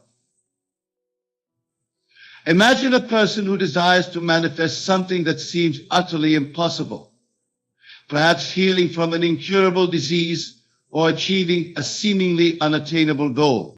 Their outer reality shows no signs of this possibility. Now imagine this person deciding to repeat the statement, "Even the impossible is possible for me," 10 times with complete conviction and feeling. As they do so, they immerse themselves in the feeling of this statement being true. They feel the joy, the wonder, the gratitude of living in a world where even the impossible manifests for them. They allow this feeling to permeate every cell of their being. They repeat this statement not just with their lips, but with their entire consciousness. When they awaken, something has shifted. They may not see immediate external changes in their circumstances, but internally, they are no longer the same person. They have experienced the reality of a world where the impossible becomes possible, and this new self-concept begins to reshape their outer world. In the days and weeks that follow, they find themselves naturally acting with more confidence and expectancy. They approach challenges with a newfound sense of possibility. They make decisions and take actions aligned with their new assumption that even the impossible will manifest for them. And as they do so, their outer world begins to reflect this new inner state. Opportunities arise that they never would have noticed before. Solutions appear to problems that once seemed insurmountable. Their entire life begins to transform, all stemming from the simple act of repeating a powerful statement 10 times. This principle applies to every aspect of your life. Whether you desire to manifest health, wealth, love, or any other state of being that currently seems impossible, the key is to first assume it as true in your inner dialogue. Repeat the statement that aligns with your desire 10 times, feeling the reality of it being true. Fall asleep in that state, knowing that as you do so, you are planting a seed in the fertile soil of your subconscious mind that must grow into your outer reality. Now I can hear some of you thinking, but Neville, can simply repeating a statement 10 times really make such a difference? Surely manifesting the impossible requires more than that. And to this I say it is not the mere repetition of words that creates the change, but the shift in consciousness that occurs when you repeat a statement with feeling and conviction. The repetition is a tool to impress upon your subconscious mind a new assumption, a new truth about the nature of your reality. Remember, the outer world is dead. It has no life of its own. It is your consciousness that gives life to your experiences. When you repeat statements that align with your current limitations, you are breathing life into a reality that perpetuates those limitations. But when you consciously choose to repeat statements that align with the manifestation of the impossible, you set in motion a series of events that must culminate in the outer expression of this new inner reality. This, my dear friends, is the true secret to manifesting even the impossible. It is about aligning your inner dialogue with the highest vision of yourself and your life. Recognizing that this desired reality is seeking expression through you and allowing it to flow into your experience through the power of your repeated statements and unwavering belief. But let me warn you, this shift in consciousness, this practice of repeating powerful statements 10 times is not always an easy task. The old habits of negative self-talk, of repeating limiting beliefs, are deeply ingrained in our collective consciousness. As you embark on this new way of thinking and speaking to yourself, you may find resistance arising within you. Doubts may creep in, old thought patterns may try to reassert themselves. When this happens, do not fight against these thoughts and feelings. Simply observe them, acknowledge them, and then gently return to your chosen statement, repeating it again with renewed conviction. For the war is not won by battling against what you don't want, but by persistently embodying what you do want. This persistence, this unwavering commitment, repeating your chosen statement 10 times, even in the face of contrary evidence, is what allows you to truly manifest the impossible. Think of it like tuning a radio. When you're trying to listen to a particular station, you don't focus on eliminating all the other stations. You simply tune into the frequency you desire. In the same way, you don't need to fight against your current reality or forcefully push away thoughts of impossibility. You simply need to tune yourself to the frequency of possibility to align your entire consciousness with the reality where even the impossible manifests for you. This tuning is done through your repeated statements and your ability to generate feeling states. Your inner dialogue is the dial that allows you to tune into different frequencies of experience.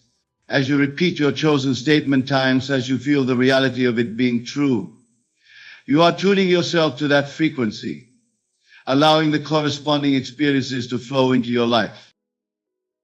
But remember, my friends, this is not a one-time event.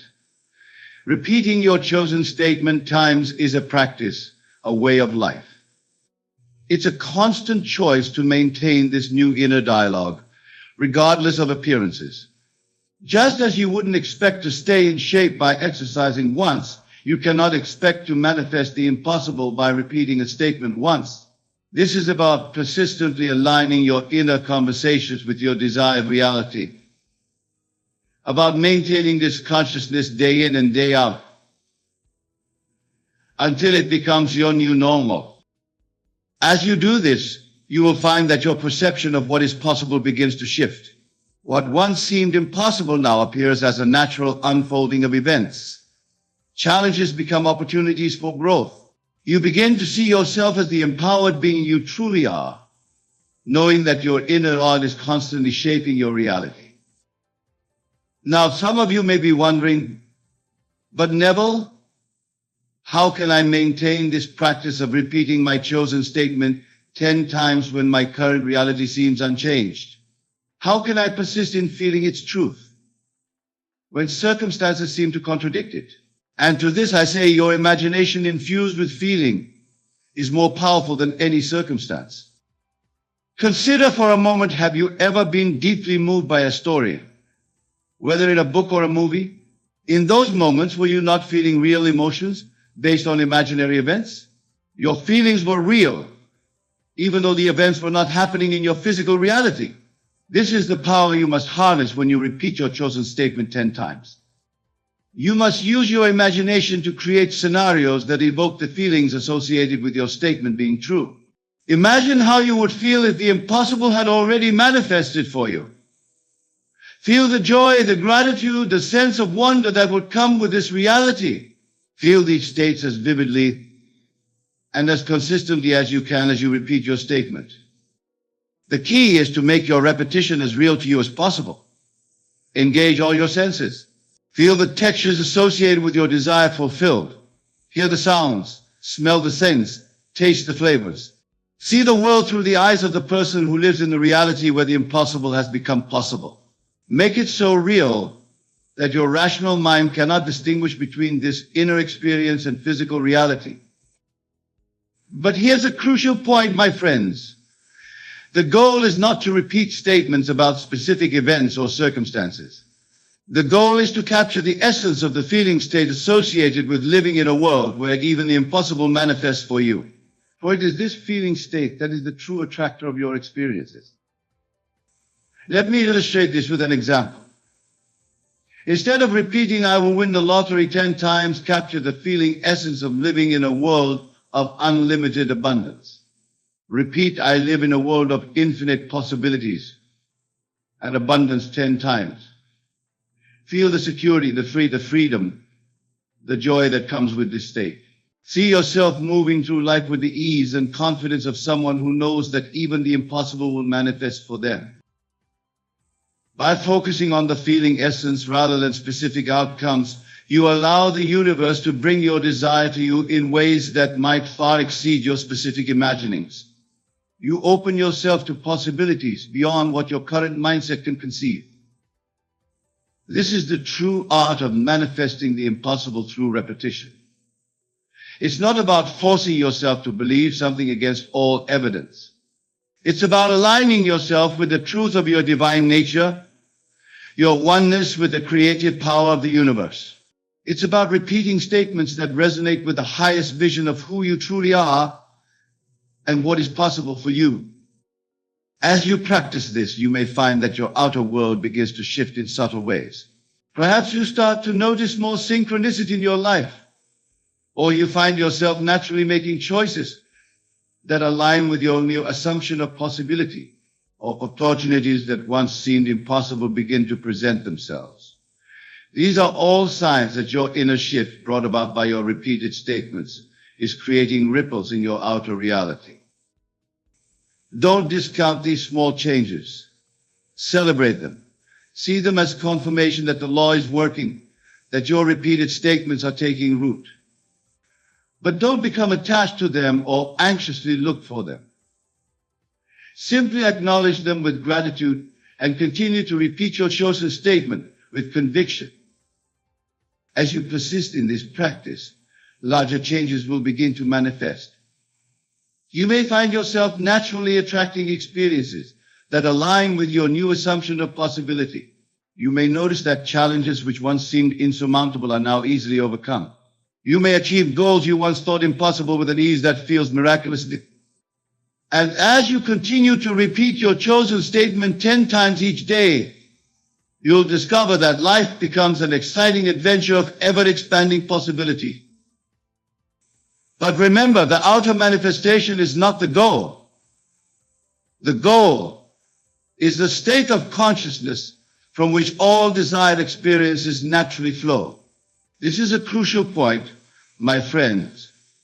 When you're truly embodying a state where even the impossible manifests for you, when you're fully living from this consciousness, you no longer need external circumstances to confirm your state. You're already whole, already complete in your knowing that you live in a world of infinite possibility. And paradoxically, it's in this state of inner assurance that you're most likely to experience a life where the impossible becomes possible. Now, some of you might be thinking, but Neville, what about action? Don't we need to do things in the physical world to manifest the impossible? And to this I say, yes, action is part of the process. But it's inspired action, not anxious doing. When you're consistently repeating your chosen statement 10 times each day, living from the consciousness of possibility, ideas and opportunities will naturally present themselves to you. You'll feel inspired to take certain actions, to move in certain directions. These actions won't feel like struggle or effort. They'll feel natural, joyful, almost effortless. This is the difference between trying to make the impossible happen and allowing it to happen. When you're trying to force manifestation, actions feel stressful, born out of fear and doubt. When you're living from the consciousness of possibility, actions flow naturally from your aligned state, guided by an inner wisdom that knows exactly how to bring about the manifestation of even the seemingly impossible. Consider the example of a seed growing into a mighty oak tree. The seed doesn't strain to become a tree. It doesn't force itself to grow. It simply unfolds naturally, expressing its innate potential. You, my dear listeners, are no different. When you align yourself with the consciousness of possibility through your repeated statements, you allow your life to unfold naturally and beautifully, expressing the infinite potential that is your birthright. But let me be clear, this state of allowing is not passive. It requires an active use of your imagination, a deliberate and focused repetition of your chosen statement. It requires faith, not blind faith in external circumstances, but faith in the creative power of your consciousness and your ability to manifest even the impossible through your inner dialogue. This faith is not about believing that the impossible will become possible someday in the future. It's about knowing that you live in a world of infinite possibility now, in this very moment, and that your outer world must inevitably conform to this new inner reality. As you cultivate this faith, as you persist in repeating your chosen statement 10 times each day, you'll begin to see evidence of the impossible becoming possible in your outer world. These signs may start small: an unexpected solution to a problem, a chance encounter that leads to a breakthrough, a sudden insight that changes everything. Do not discount these signs, no matter how small they may seem, for they are confirmation that your inner world, shaping each statement, is indeed shaping your outer reality. They are breadcrumbs leading you to the full realization of a life where even the impossible manifests for you. As we near the conclusion of our discussion, I want to address a common concern that arises when people first encounter this teaching. Many worry that focusing on repeating statements about the impossible becoming possible might somehow disconnect them from reality or lead to disappointment.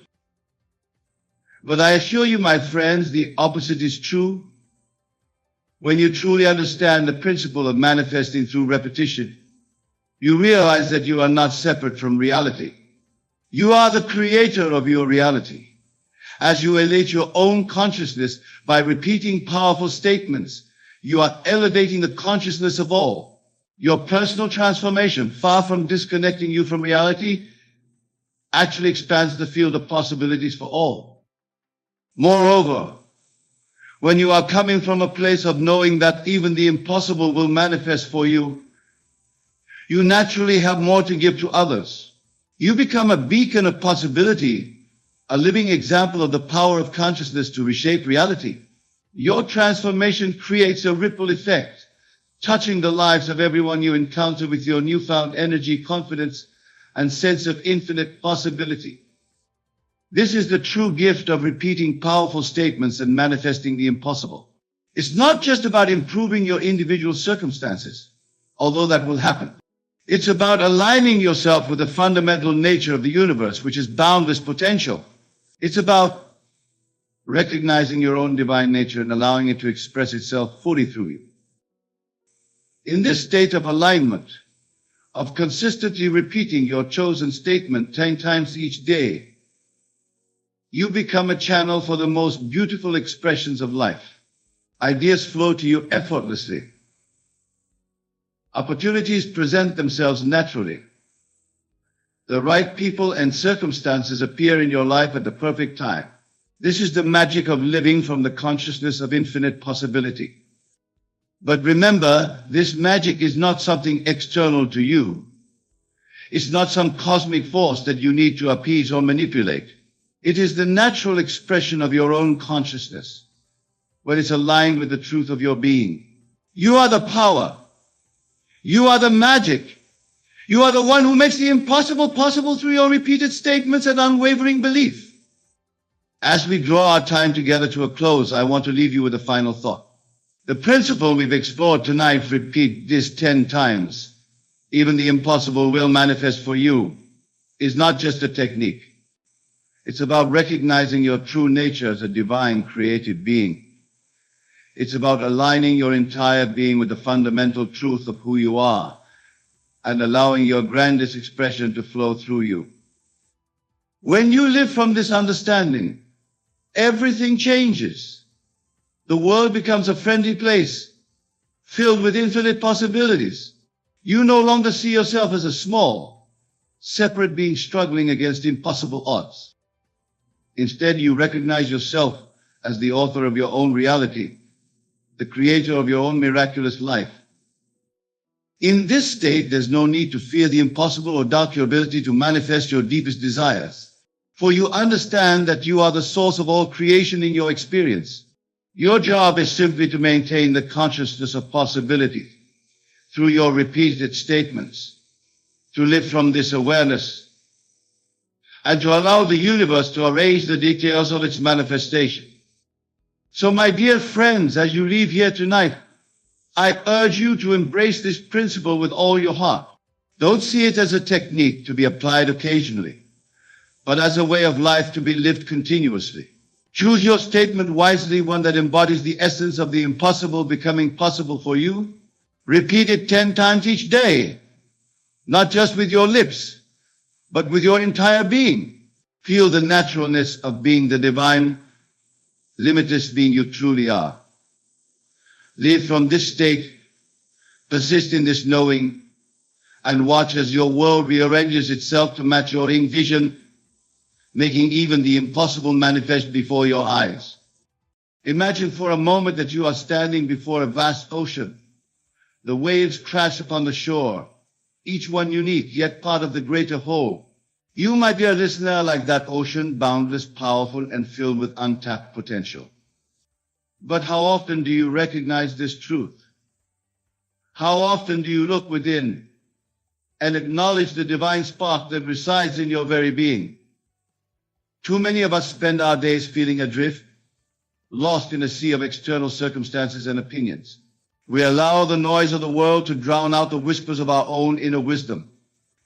But I say to you now with absolute certainty that the key to finding your way to unlocking the treasures of your true self lies not in the outside world, but within you. To focus on yourself is not an act of selfishness, as some might have you believe. No, it is the most profound act of love and respect you can offer to the world. For when you tend to the garden of your own soul, you cultivate beauty in abundance that naturally overflows to all those around you. Consider the acorn. Within its humble shell lies the blueprint of a mighty oak. It does not look to other trees to know how to grow. It does not seek permission from the forest to reach for the sky. It simply turns inward, taps into the wisdom encoded in its very essence, and becomes what it was always meant to be. You, my friend, are no different. Within you lies the seed of greatness waiting to be nurtured and brought forth into the world.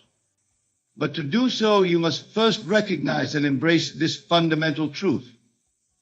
You are the author of your own story, the creator of your own reality. The feeling of being lost stems from a disconnection from your true self. It is the result of looking outward for answers that can only be found within.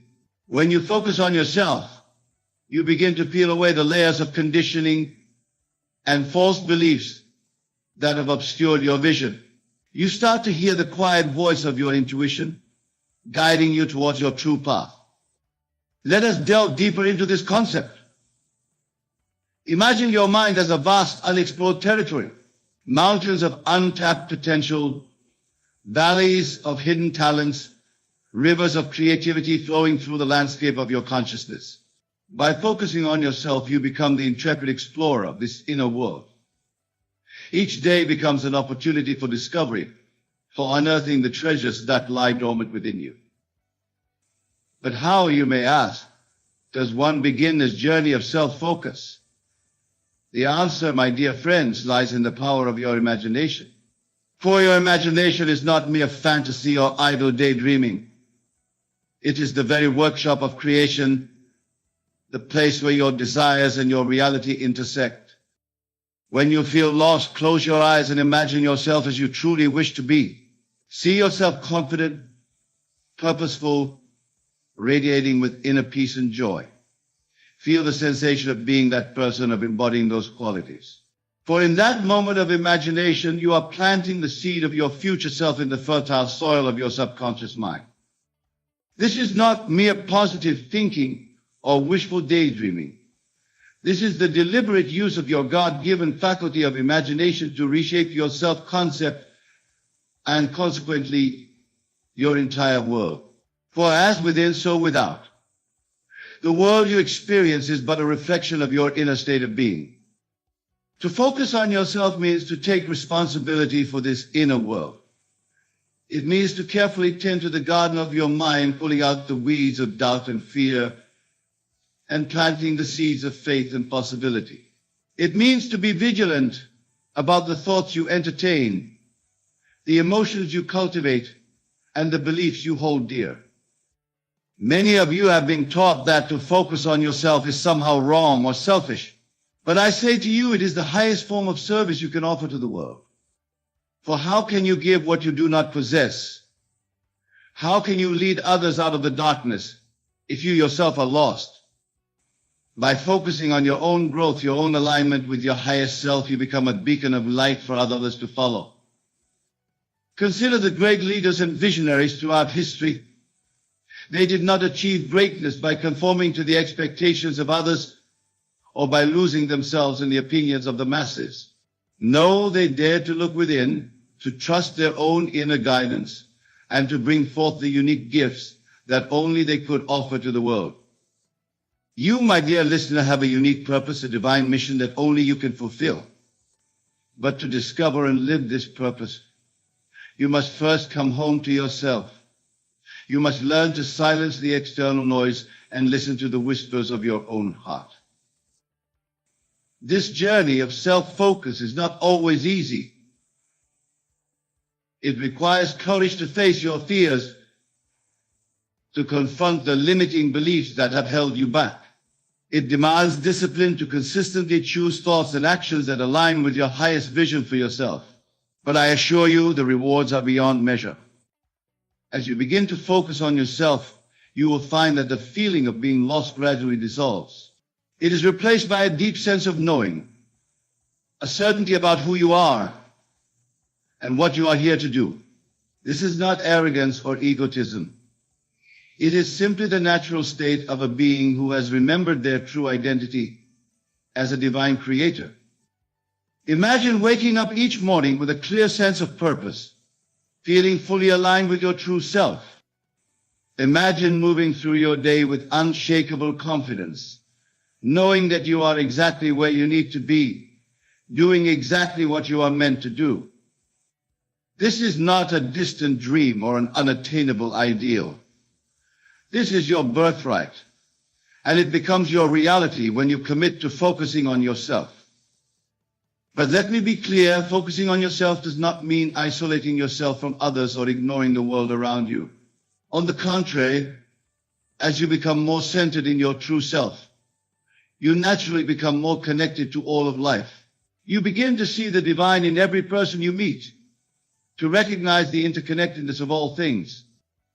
Your relationships improve because you no longer seek validation or completion from others. You come to each interaction whole and complete in yourself, offering your authentic presence as a gift. Your work becomes more fulfilling because it flows from your true passions and talents rather than from a sense of obligation or the need to prove your worth. The key to this transformation lies in your ability to harness the power of your imagination. For your imagination is the bridge between your current reality and the life you desire to live. It is through the consistent, deliberate use of your imagination that you reshape the self-concept, and consequently, your entire world. When you feel lost or overwhelmed I urge you to pause and turn within. Close your eyes and imagine yourself as the person you wish to be. See yourself moving through life with purpose and grace. Feel the emotions of joy, confidence, and inner peace that naturally arise from living as your true self. Hold this image and these feelings with unwavering faith, knowing that what you can conceive and believe, you can achieve.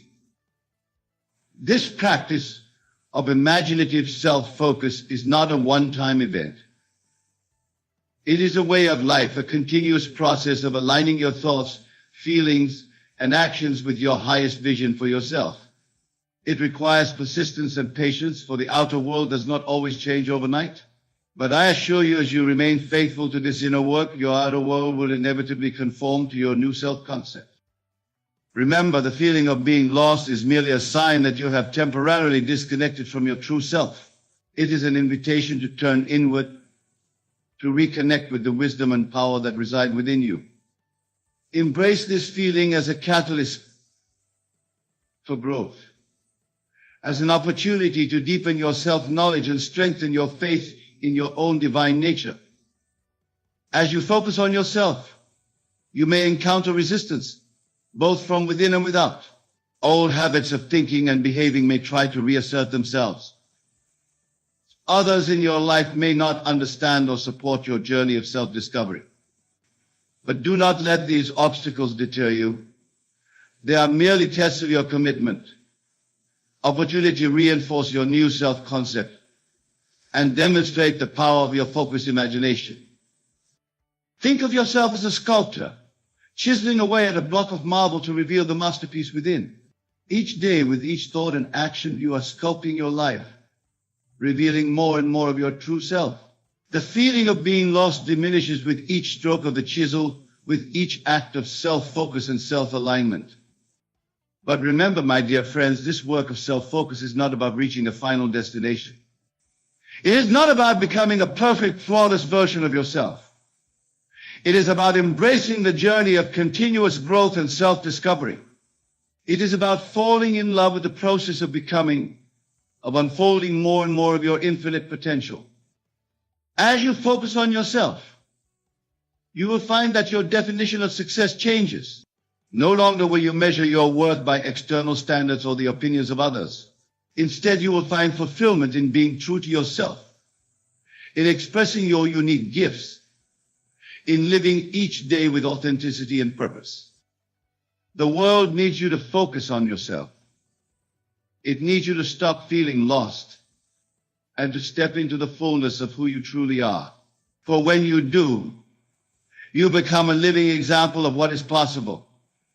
You inspire others to look within themselves, to uncover their own hidden treasures.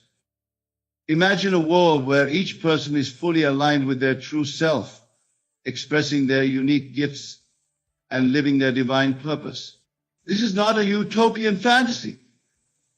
It is the natural result of each individual choosing to focus on themselves, to nurture their own growth and self-realization. As you embark on this journey of self-focus, remember that you are never truly alone. The same power that created the stars and set the planets in motion resides within you. It is always available to guide you, to support you, to illuminate your path. Trust in this power.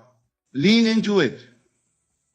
Allow it to work through you as you focus on becoming the highest version of yourself. The feeling of being lost is not your natural state.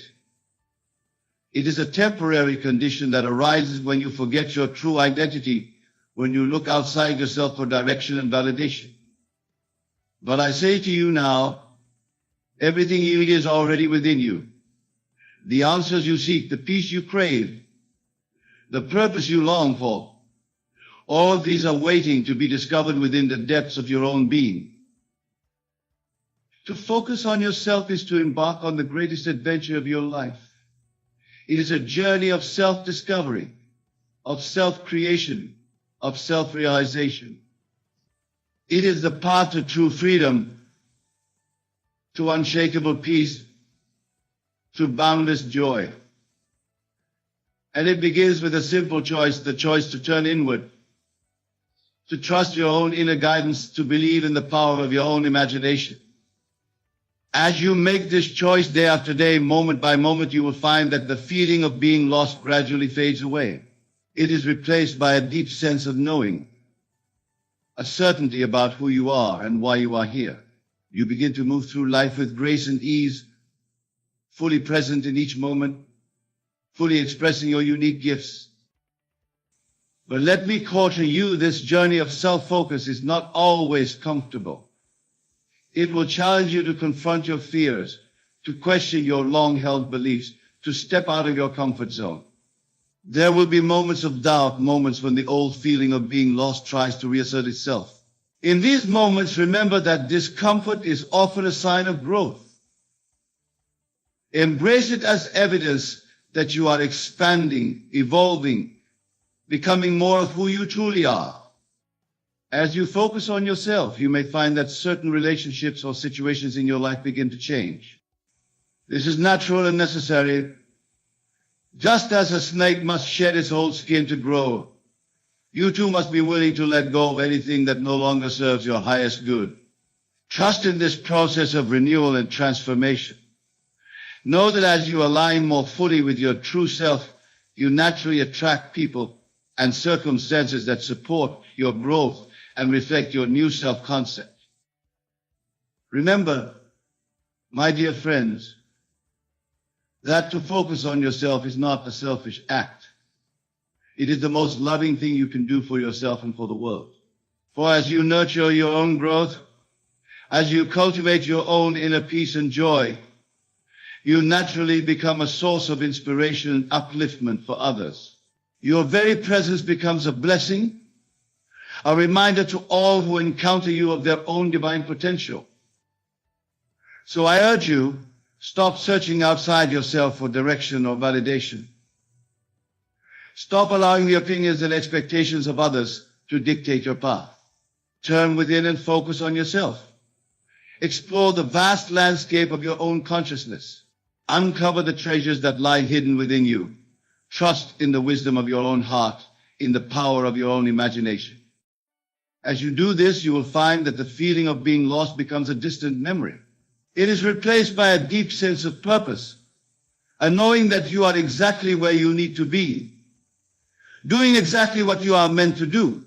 You move through life with grace and ease, fully present in each moment, fully expressing your unique gifts.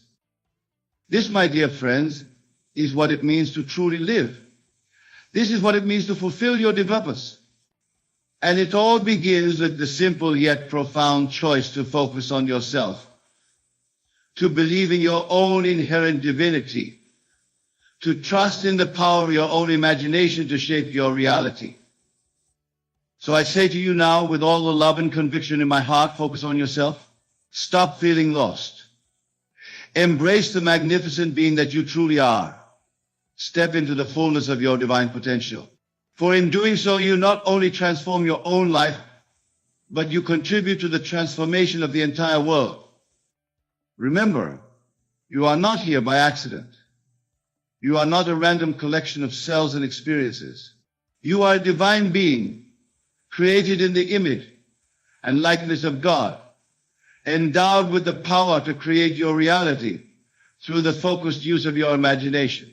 Embrace this truth. Live from this understanding and watch as your life unfolds in ways more beautiful and miraculous than you ever dared to dream. As we draw this talk to a close, I want you to take a moment to reflect on what you've heard. Feel the truth of these words resonating within you. Recognize that the power to change your life, to find your purpose, to stop feeling lost has always been within you. It is not something you need to acquire or achieve. It is your birthright, waiting to be claimed. From this moment forward, commit to focusing on yourself with unwavering dedication. Commit to nurturing your inner world, to cultivating thoughts and feelings that align with your highest vision for yourself. Commit to using your imagination deliberately and consistently to shape your self-concept, and consequently your reality. As you leave this place and return to your daily lives, carry this message with you. Let it be a beacon of light guiding you back to yourself whenever you feel lost or overwhelmed. Remember that within you lies infinite potential, waiting to be expressed. You are the author of your own story, the creator of your own reality.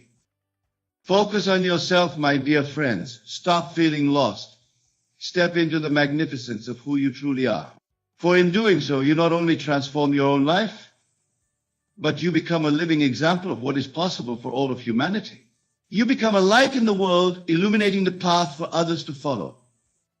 Go forth with confidence, with faith, with an unwavering commitment to your own growth and self-realization. Know that as you focus on yourself, as you align more fully with your true nature, you naturally fulfill your divine purpose. You become a blessing to the world simply by being your authentic self. Remember, the feeling of being lost is not your natural state. It is merely a sign that you have temporarily forgotten who you truly are. But now you know the truth. Now you have the tools to reconnect with your inner wisdom, to tap into your infinite potential, to create the life you desire.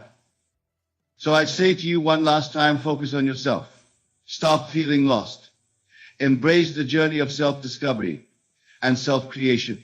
Trust in the power of your imagination to shape your reality. Believe in the divinity within you and watch as miracles unfold in your life. You are more powerful than you know. You are more loved than you can imagine. You are here for a divine purpose. Embrace this truth. Live from this understanding and let your light shine brightly in the world. For in doing so, you not only fulfill your own destiny, but you inspire others to do the same. Go now with my blessings and with the full knowledge of your own divine nature. Focus on yourself, stop feeling lost, and step into the fullness of who you truly are. The world is waiting for your unique gifts, for the expression of your true self. Do not keep it waiting any longer. The time is now. You are ready. Embrace your power. Embrace your purpose. Embrace the magnificent being that you are. And so it is. The world you see around you is not the cause of your experience, but the effect. It is the outpicturing of your inner states of consciousness. Every circumstance, every person, every experience in your life is a reflection of your own thoughts and beliefs.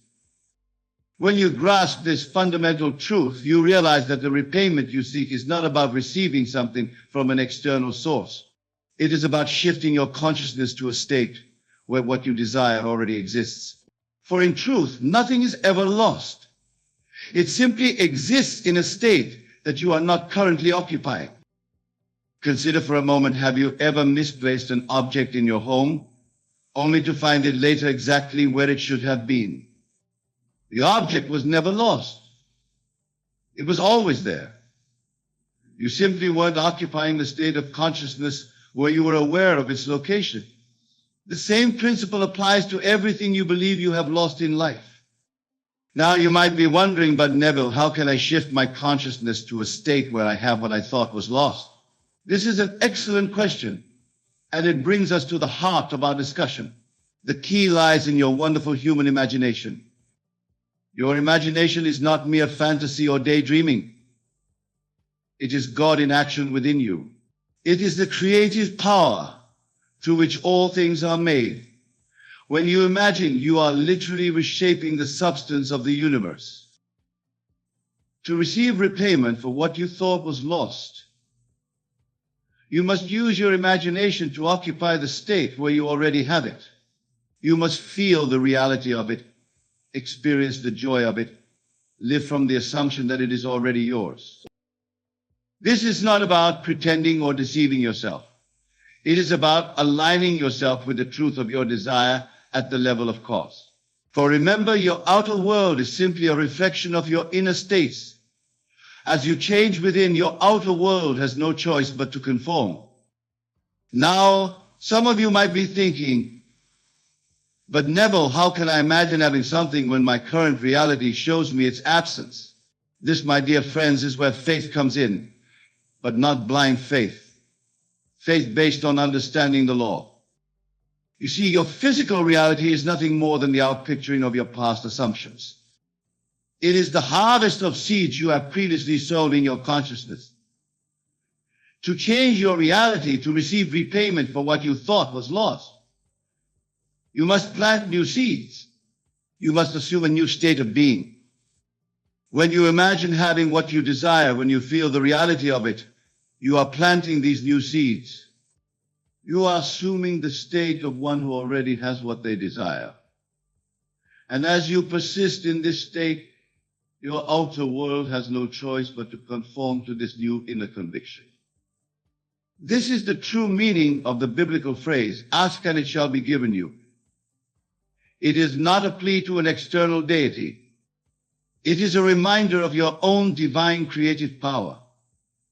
When you ask, you are declaring your desire as an accomplished fact to your own subconscious mind, which is one with the universal mind.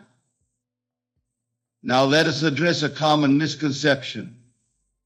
Many believe that to manifest their desires to receive repayment for what they thought was lost, they must visualize every detail of how it will come to pass.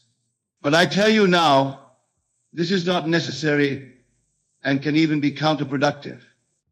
Your job is not to figure out the how. Your job is to assume the feeling of the wish fulfilled. The infinite intelligence of the universe will take care of the how in ways far beyond what your limited conscious mind can conceive.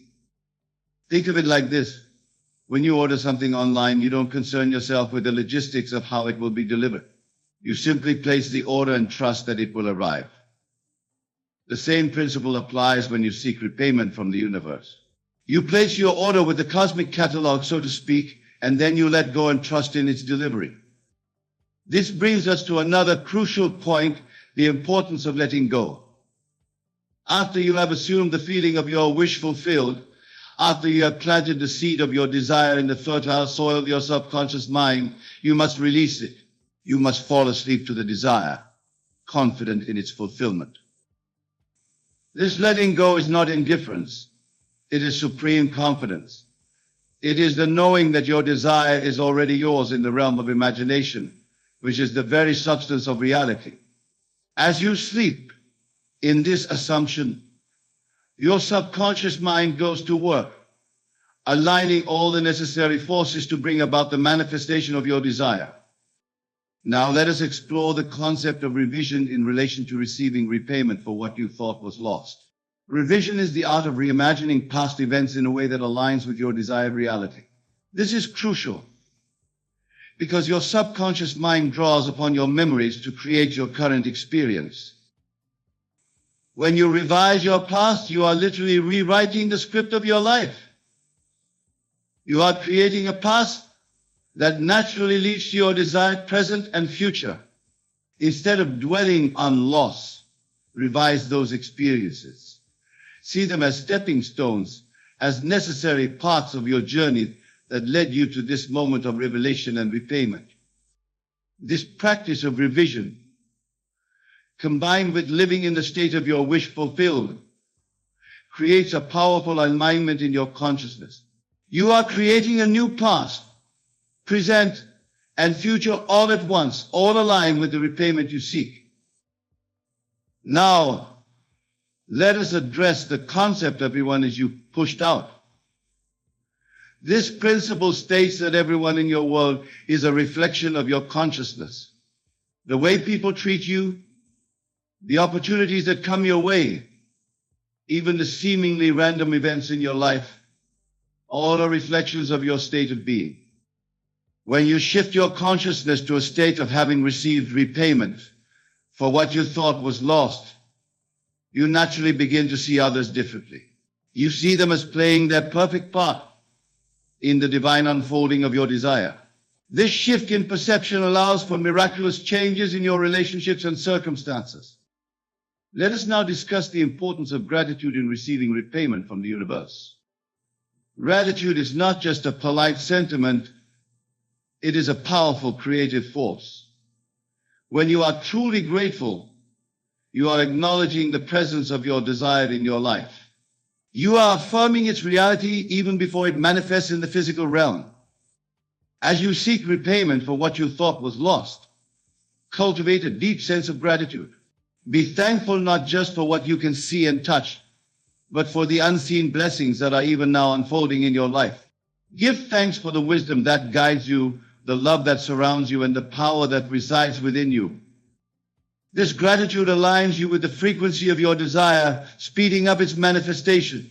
It puts you in a state of receptivity, opening you to receive even greater blessings. Now, let us address the concept of the Sabbath. The Sabbath, in this context, is not about a particular day of the week, but about a state of mind. It is a state of complete rest from all effort, a state of knowing that your work is done.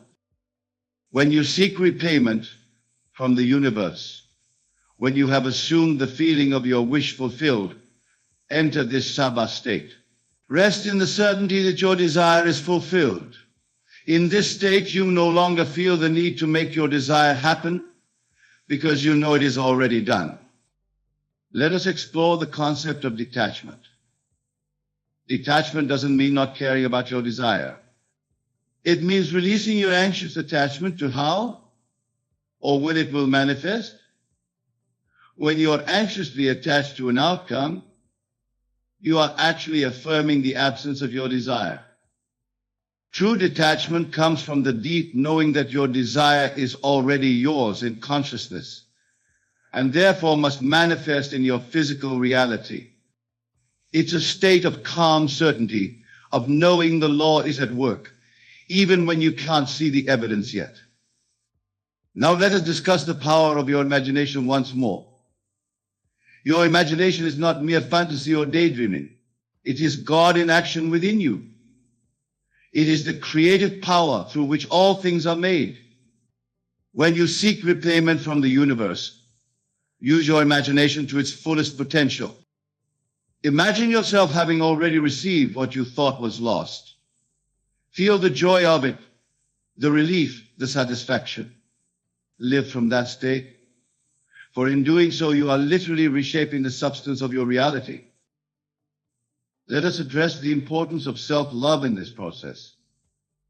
Many people struggle to receive repayment from the universe because they don't believe they are worthy of it. But I tell you now, worthiness has nothing to do with it. You are worthy because you exist. You are God's creation, and God only creates perfection. Cultivate self-love as you seek repayment from the universe. Know that you are deserving of all good things simply because you are. This self-love creates a powerful foundation for manifesting your desires. Now let us explore the concept of the law of reversed effort. This law states that the harder you try to achieve something, the more you push it away. This is why letting go and trusting is so powerful. It allows you to align with the natural flow of creation without the interference of struggle or forced effort. Think of it like this when you're learning to swim. If you thrash about frantically, you'll sink. But if you relax and trust the water to hold you up, you float effortlessly.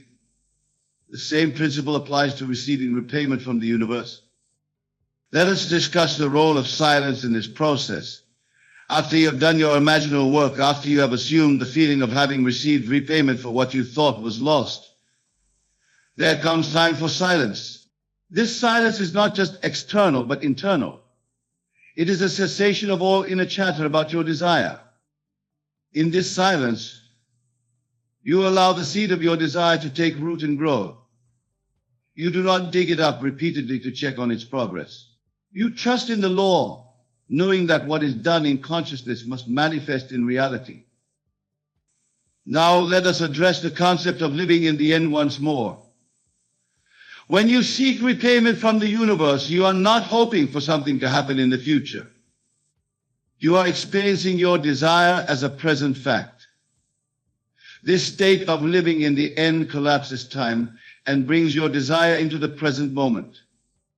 Remember, in the realm of imagination, where all creation takes place, there is no time. Your desire is fulfilled the moment you assume the feeling of its fulfillment with conviction. The time it takes for this to appear in your physical reality is determined by your faith and your persistence in the assumed state. Let us explore the concept of the observer effect in quantum physics. In the quantum world, the act of observing something changes it. Your observation, your consciousness, affects the behavior of subatomic particles. This principle applies to your life as well. When you seek repayment from the universe, you are choosing to observe your reality from the perspective of already having received it. This observation literally shapes your reality at a quantum level, bringing your desire to manifestation. Now let us discuss the importance of feeling in this process. Feeling is the secret. It's not enough to intellectually know that repayment is possible, or even to visualize it clearly. You must feel the reality of it. When you seek repayment from the universe, allow yourself to fully feel the joy, the excitement, the gratitude of having received it. These elevated emotions are the fuel that gives life to your manifestations. They align you with the frequency of your desire, speeding up its realization in your physical reality. Let us address the concept of resistance once more. Resistance is anything that blocks the flow of your desired reality into your experience. It often shows up as doubt, fear, or worry. When you seek repayment from the universe, release this resistance. Remember, what you resist persists. By letting go of resistance, you allow the natural flow of creation to bring about your desire effortlessly. Now, let us expand the quantum you. The quantum you is the version of you that exists in the field of all possibilities. It's the you that has already received repayment for everything you thought was lost. When you seek repayment from the universe, you are aligning yourself with this quantum version of you. Understand that you're not trying to become something you're not. You're aligning with a version of you that already exists in the quantum field. You're shifting your consciousness to match that reality. Let us discuss the power of your words once more. Your words are not just sounds or symbols. They're creative forces. They're declarations to the universe. When you seek repayment for what you thought was lost, your words must align with this desire. Speak as though you have already received your repayment. Use phrases that affirm the reality of your desire. Remember, your words are seeds planted in the fertile soil of the universe. Make sure you're planting seeds of what you want to grow in your life. Now let us address the importance of patience in this process. Patience in this context is not passive waiting. It is active trust in the law. It is knowing that what is done in consciousness must manifest in reality, and allowing that manifestation to unfold in its perfect timing. When you seek repayment from the universe, cultivate this kind of active patience. Know that your desire is manifesting even if you can't see the evidence yet. Trust in the perfect unfolding of the universe. Let us explore the concept of the present moment once more. The present moment is your point of power. It's the only place where you can make changes, where you can choose your thoughts and emotions. When you seek repayment from the universe, anchor yourself in this present moment. Many people live their lives either dwelling on the past or worrying about the future. But when you do this, you're not using your power to create. You're letting your past or your imagined future control your present. Seeking repayment from the universe brings you into alignment with the power of now. Now, let us discuss the role of forgiveness in receiving repayment from the universe. Holding on to resentment, anger, or blame keeps you energetically tied to past experiences. It keeps you vibrating at a lower frequency, attracting more experiences that match that lower energy. Forgiveness is not about condoning what happened or letting someone off the hook. It's about freeing yourself from the energetic burden of negative emotions. It's about choosing to vibrate at a higher frequency. As you seek repayment from the universe, practice forgiveness of others and of yourself. Let us address the concept of divine order. When you seek repayment from the universe, you are aligning yourself with divine order. You are recognizing that there is a perfect unfolding of events, even if you can't see it from your limited perspective. Trust in this divine order. Know that everything is happening for your highest good, and even when it doesn't appear that way on the surface. This trust allows you to remain calm and centered, even in the face of apparent setbacks or challenges. Now, let us explore the concept of allowing. Allowing is the opposite of forcing. When you seek repayment from the universe, you are in a state of allowing. You are opening yourself up to receive all the good that the universe has for you. Allowing doesn't mean being passive. It means being receptive. It means being open to possibilities beyond what your limited mind can conceive.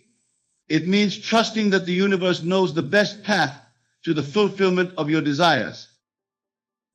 Let us discuss the importance of self-awareness in this process. To truly receive repayment from the universe, you must be aware of your thoughts, your emotions, your reactions. You must be able to catch yourself when you slip into doubt or anxiety, and consciously choose to return to a state of trust and knowing. Cultivate this self-awareness through practices like meditation, journaling, or simply taking time for quiet reflection. The more aware you are of your inner state, the more effectively you can maintain a state of alignment with your desire. Now let us address the concept of surrender. Surrender is often misunderstood as giving up or admitting defeat.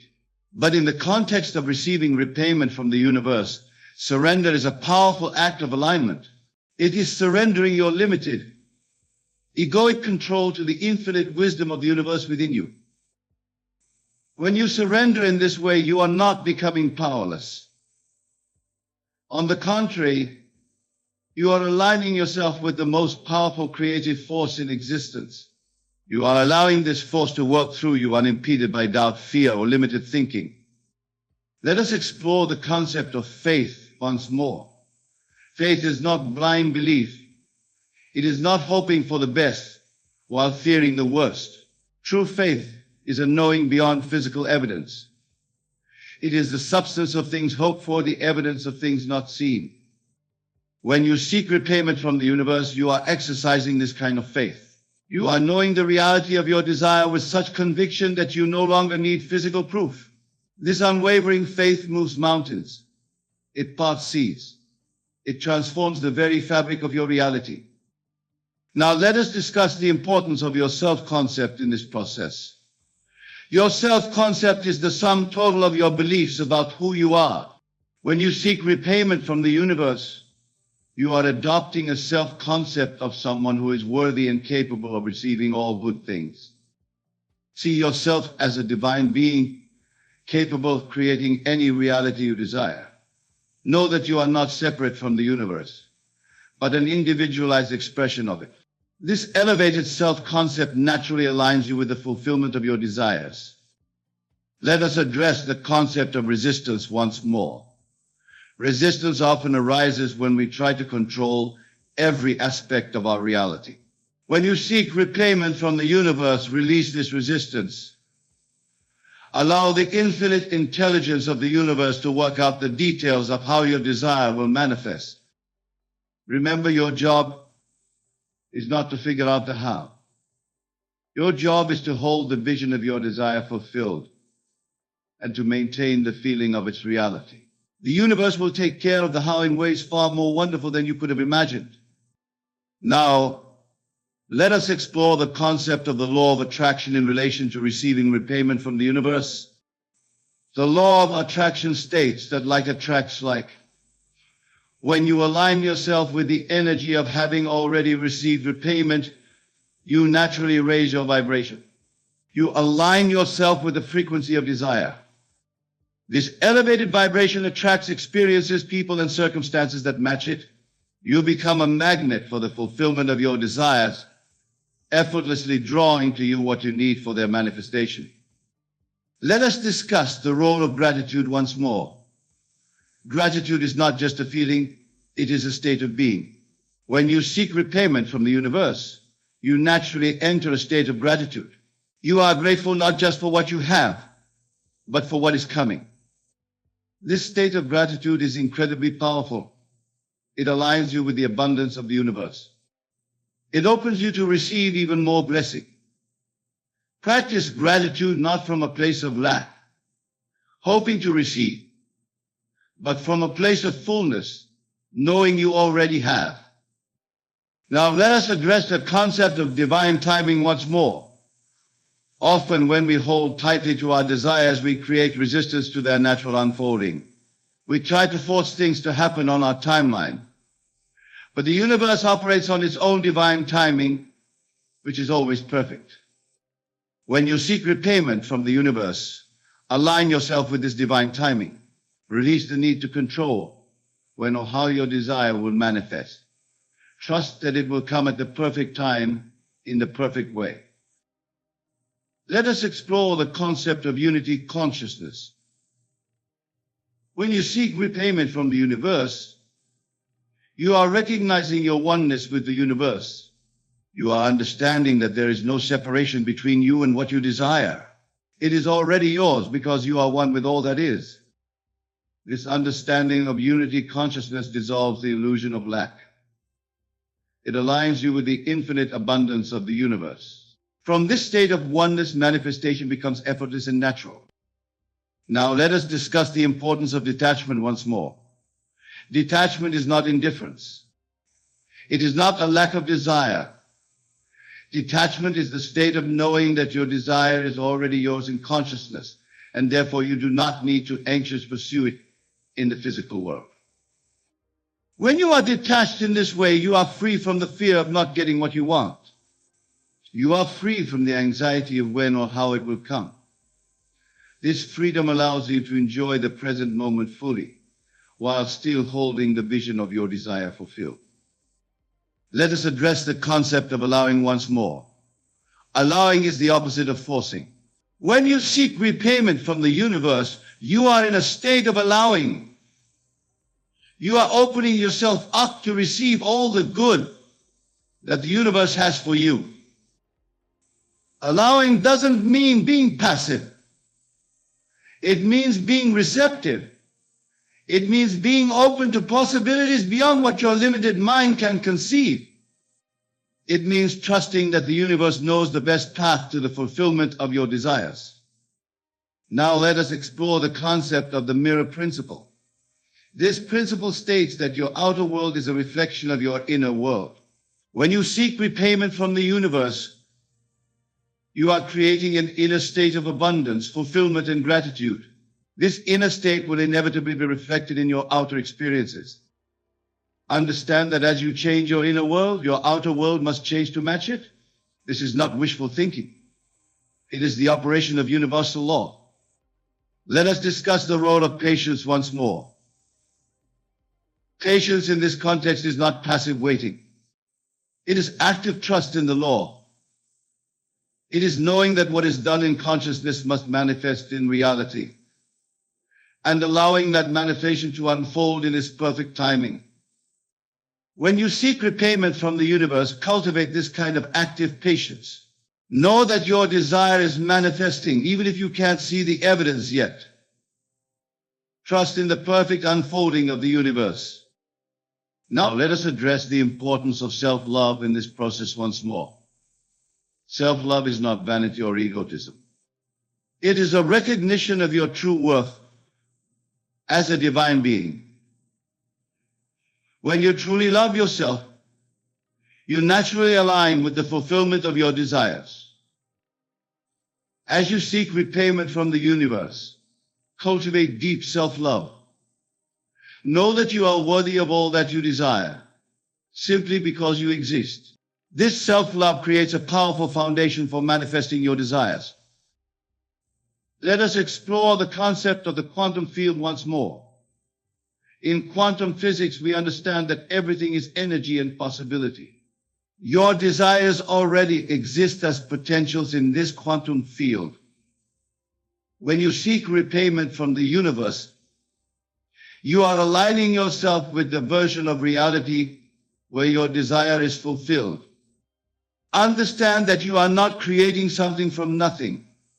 You are selecting a reality from infinite possibilities. Your job is to align your consciousness with the reality you desire to experience. Now let us discuss the power of your focus. Where you place your attention is where you direct your energy. When you seek repayment from the universe, you are focusing on the reality of your desire fulfilled. You are directing your energy towards its manifestation. Be mindful of where you're placing your focus. Are you focusing on what you lack, on what's wrong in your life? Or are you focusing on the reality of your desire fulfilled? Remember, what you focus on expands. In conclusion, remember that the universe is about to repay you for everything you thought was lost. This repayment is not something external to you, but a shift in your consciousness. As you align with the state of having received this repayment, as you live from this assumption, you will find your outer world reshaping itself to match your inner state. Trust in the law. Have faith in your own divine nature. And above all, persist in the state of knowing that your desires are already fulfilled. For in doing so, you are exercising your divine creative power and shaping your reality according to your will. Go forth and create consciously, for the power is within you. The entire universe is at your command. You need only to assume the feeling of your wish fulfilled and allow your good to flow to you. And so it is.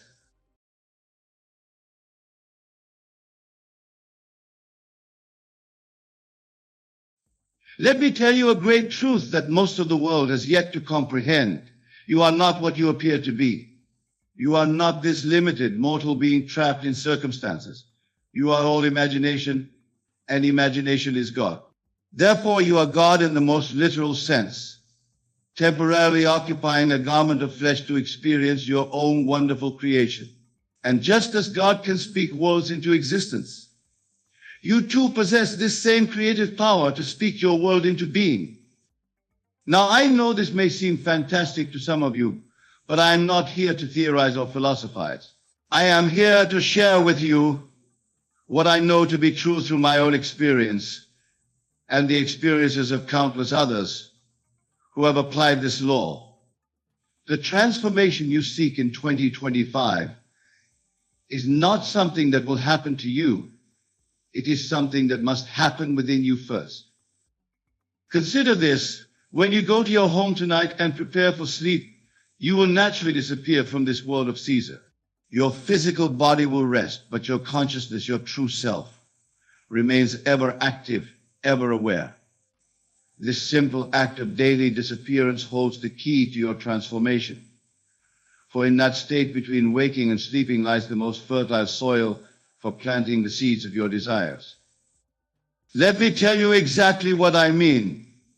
When you desire to transform any aspect of your life, you must first learn to disappear from your current state of consciousness. Just as you naturally disappear from this world when you sleep, you must learn to disappear from your present concept of self. This is not a metaphor. I am speaking of a natural psychological technique that, when mastered, will transform your entire life with mathematical precision. Now let us delve deeper into this principle. The Bible, which is not a historical document but a psychological drama, tells us, "Be ye transformed by the renewing of your mind." This transformation is not something that happens gradually through external effort. It happens instantly when you succeed in disappearing from your current state of consciousness and occupying the state of your wish fulfilled. Think of it this way: right now you hold a certain concept for yourself.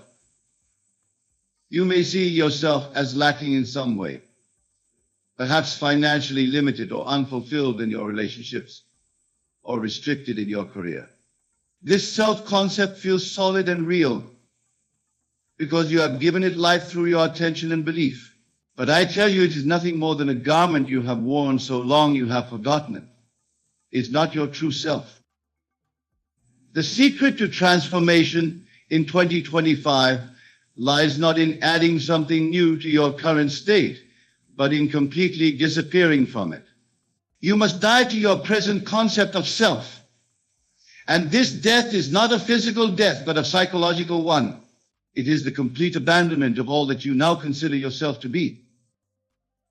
Let me share with you a simple but powerful technique. Tonight, when you lay your head upon your pillow, instead of reviewing the day's events or worrying about tomorrow, consciously choose to disappear from your present circumstances.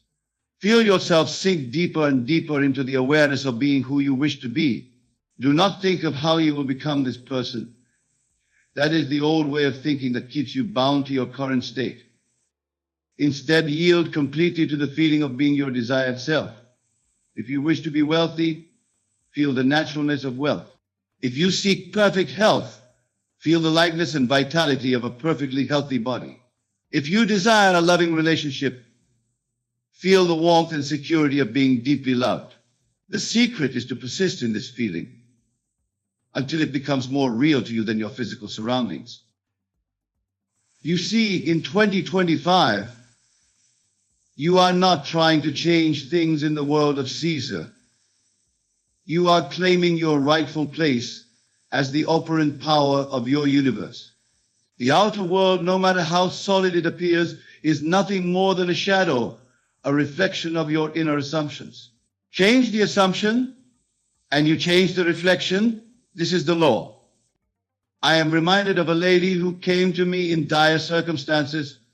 She was facing financial ruin, her relationships were in shambles, and her health was failing. She asked me what she should do to change her life. I told her exactly what I'm telling you now. Disappear completely from that state. She looked at me bewildered, expecting some complex system of affirmations or external actions. But I told her, your outer world is nothing more than your inner conversations objectified. Change your inner conversation, and you change everything. She began to practice this principle. Each night before sleep, she would disappear completely from her troubled state and assume the feeling of being the person she wished to be. She would feel the satisfaction of financial abundance, the joy of harmonious relationships, the vitality of perfect health.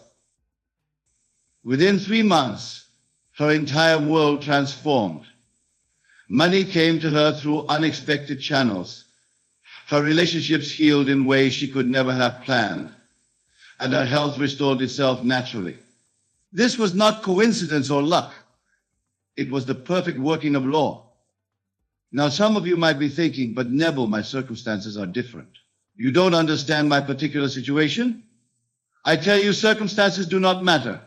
Your current situation, no matter how desperate or seemingly permanent, is nothing more than a shadow cast by your previous assumptions. Change the assumption, and the shadow must change. In 2025, you must learn to distinguish between what Blake called the reality and its shadow. Your true reality is not what your senses show you. It is what your imagination claims it to be. The world of Caesar, with all its limitations and problems, is merely a shadow. You are the light casting that shadow, and you can change it at will by changing your conception of self. Let me give you a specific technique for this transformation. I call it the art of assumption. When you wish to transform any aspect of your life, you must first ask yourself, how would I feel if I were already the person I wish to be? Then, in that quiet moment before sleep, you must generate that feeling with all the intensity you can muster. Do not worry about the how. The how is not your concern. Your only task is to remain faithful to the feeling of your wish fulfilled. The infinite intelligence within you, call it God, call it your subconscious mind, call it what you will, knows exactly how to bring about the conditions necessary for the fulfillment of your desire.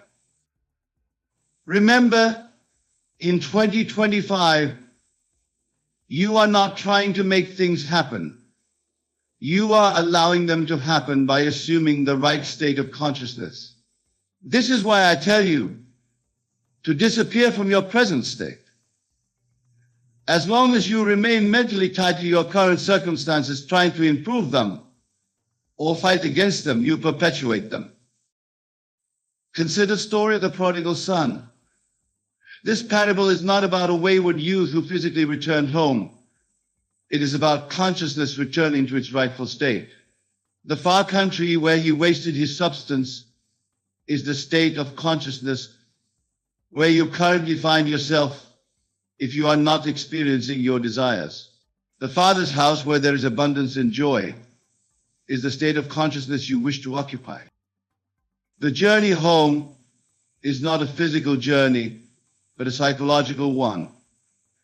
It is the journey of disappearing from one state of consciousness and appearing in another.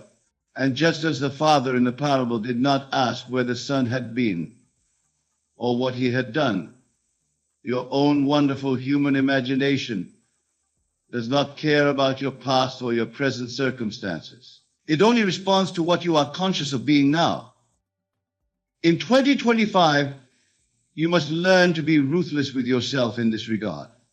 When you catch yourself thinking from your old state of consciousness, thinking thoughts of limitation or lack, you must immediately disappear from that state. Do not fight these thoughts. Fighting them gives them power. Simply withdraw your attention from them and place it fully on the feeling of your wish fulfilled. This is what the scripture means when it says, leave the dead to bury their dead. Your old states of consciousness, your old problems and limitations are the dead. Let them bury themselves. Your task is to occupy the new state, to live from the assumption that what you desire is already yours. Now, let me share with you another vital aspect of this transformation. Your outer world is nothing more than your inner conversations objectified. What are you saying to yourself throughout the day? What mental conversations do you carry on with others? These conversations, these inner debates and discussions are creating your future experiences. In 2025, you must become aware of these inner conversations and deliberately change them to align with your desires. If you wish to be wealthy, what kinds of conversations would you have if you were already wealthy? If you seek perfect health, what would your inner dialogue be if you were already in perfect health? Begin now to have these conversations internally. This is not pretense or self-deception. This is the actual creative process by which your world is formed. Your inner conversations are the breeding ground of your future experiences. Change the conversation and you change the experience. This is law. Remember, the Bible tells us, in the beginning was the Word. This is not referring to spoken words, but to your inner speech, your self-talk, your mental conversations. These are the words that create your world. In 2025, become conscious of these conversations and deliberately choose ones that imply the fulfillment of your desires. Let me tell you of a gentleman who came to me seeking to transform his career. He was stuck in a position he hated, feeling trapped and unable to advance. I told him to change his inner conversations about his work. Instead of mentally complaining about his current position, he began to have inner conversations implying he was already in his desired position. He would mentally hear congratulations from colleagues, discuss his new responsibilities with imaginary co-workers, feel the satisfaction of doing work he loved. Within weeks, an opportunity appeared that perfectly matched his desires. This was not coincidence, it was the law in operation. Now, some of you might be wondering about timing. You might be thinking, how long will this take? When will I see results? I tell you, time is purely psychological. What seems to take months or years in Caesar's world can happen in an instant when you succeed in reaching the right state of consciousness.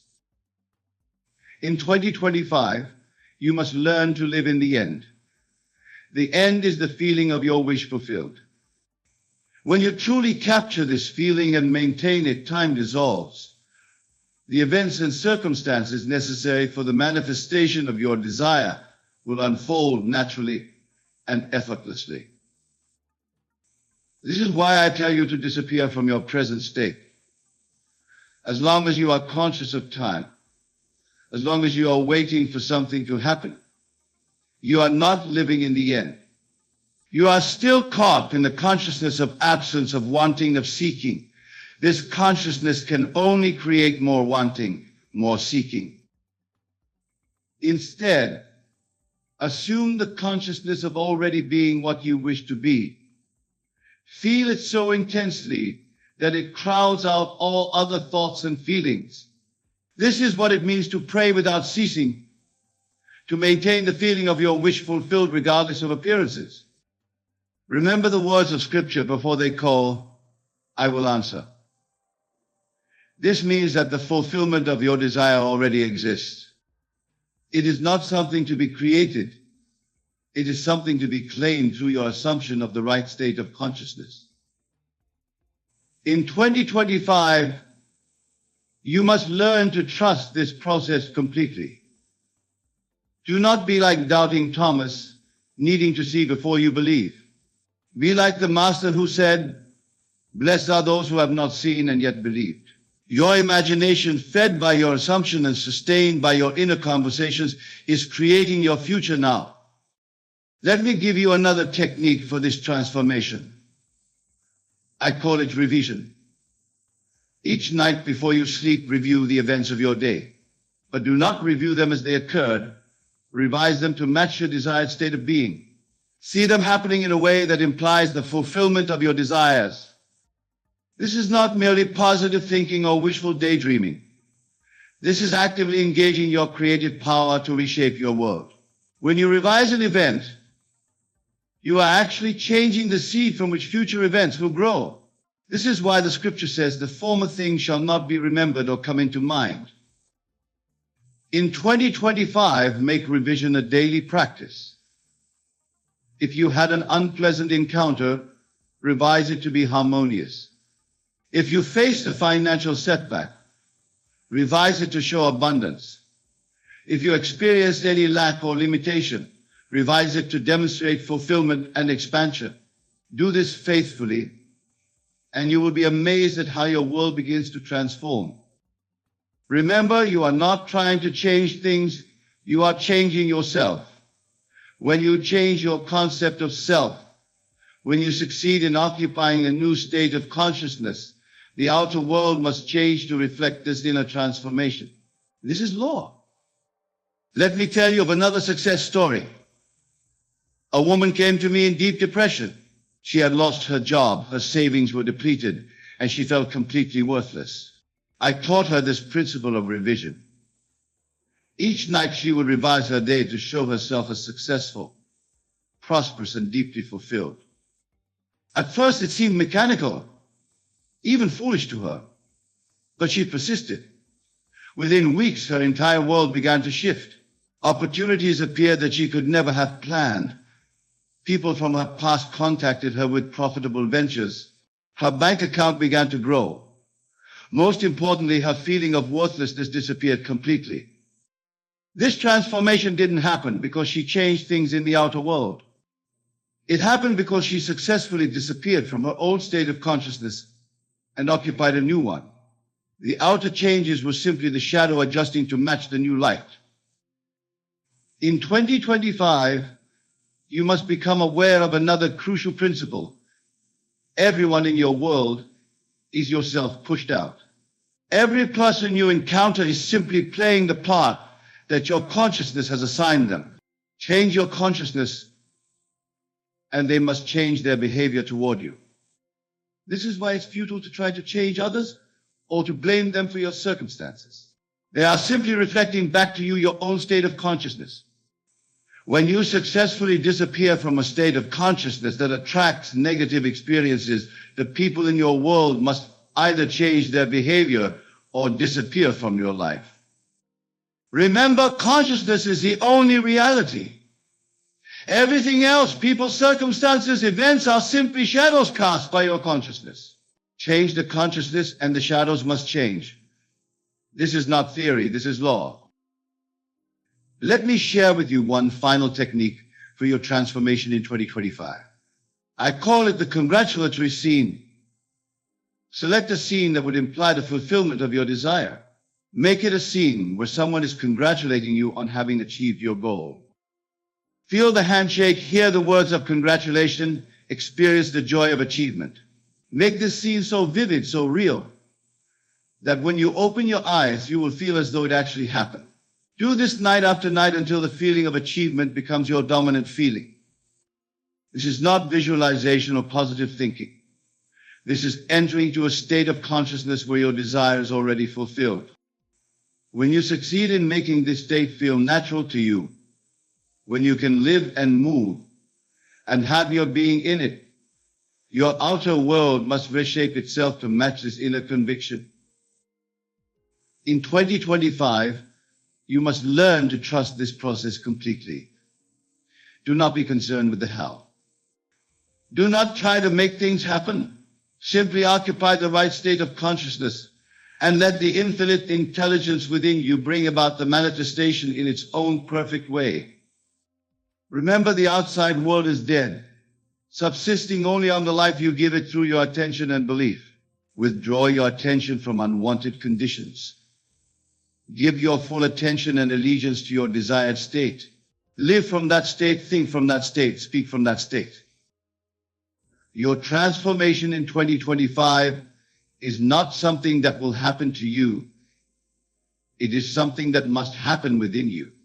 When you successfully disappear from your current state of consciousness and fully occupy the state of your wish fulfilled, the outer world has no choice but to transform itself accordingly. This is the law, and the law does not fail. It operates with mathematical precision. Your task is simply to apply it faithfully, persistently, until your desired state becomes your natural state. Then you will understand the truth of the statement, all things are possible to him who believes. Tonight, as you prepare for sleep, remember this, you are all imagination. The world you experience is simply your imagination pushed out. In 2025, claim your rightful place as the operant power in your universe. Disappear completely from states of lack and limitation. Occupy fully the state of your wish fulfilled. Do this faithfully, persist in it. And I promise you, your world must transform to match your new conception of self. This is not magic, not positive thinking, not wishful dreaming. This is the law of consciousness in operation, and it never fails. Let this be your practice in 2025. Die daily to your old self, to your old concepts and limitations. Be born anew each day in the consciousness of your wish fulfilled. Live from that consciousness. Think from it. Speak from it. Do this, and you will experience the truth of the statement, all things work together for good to them that love God. And remember, God is your own wonderful human imagination. The transformation you seek is already complete in the imagination of God, your imagination. Your task is simply to enter into that completion, to occupy it fully, to live from it faithfully. Do this, and watch your world transform in ways you could never have planned or anticipated. For in 2025, you are not seeking to add something new to your life. You are claiming what is already yours by divine.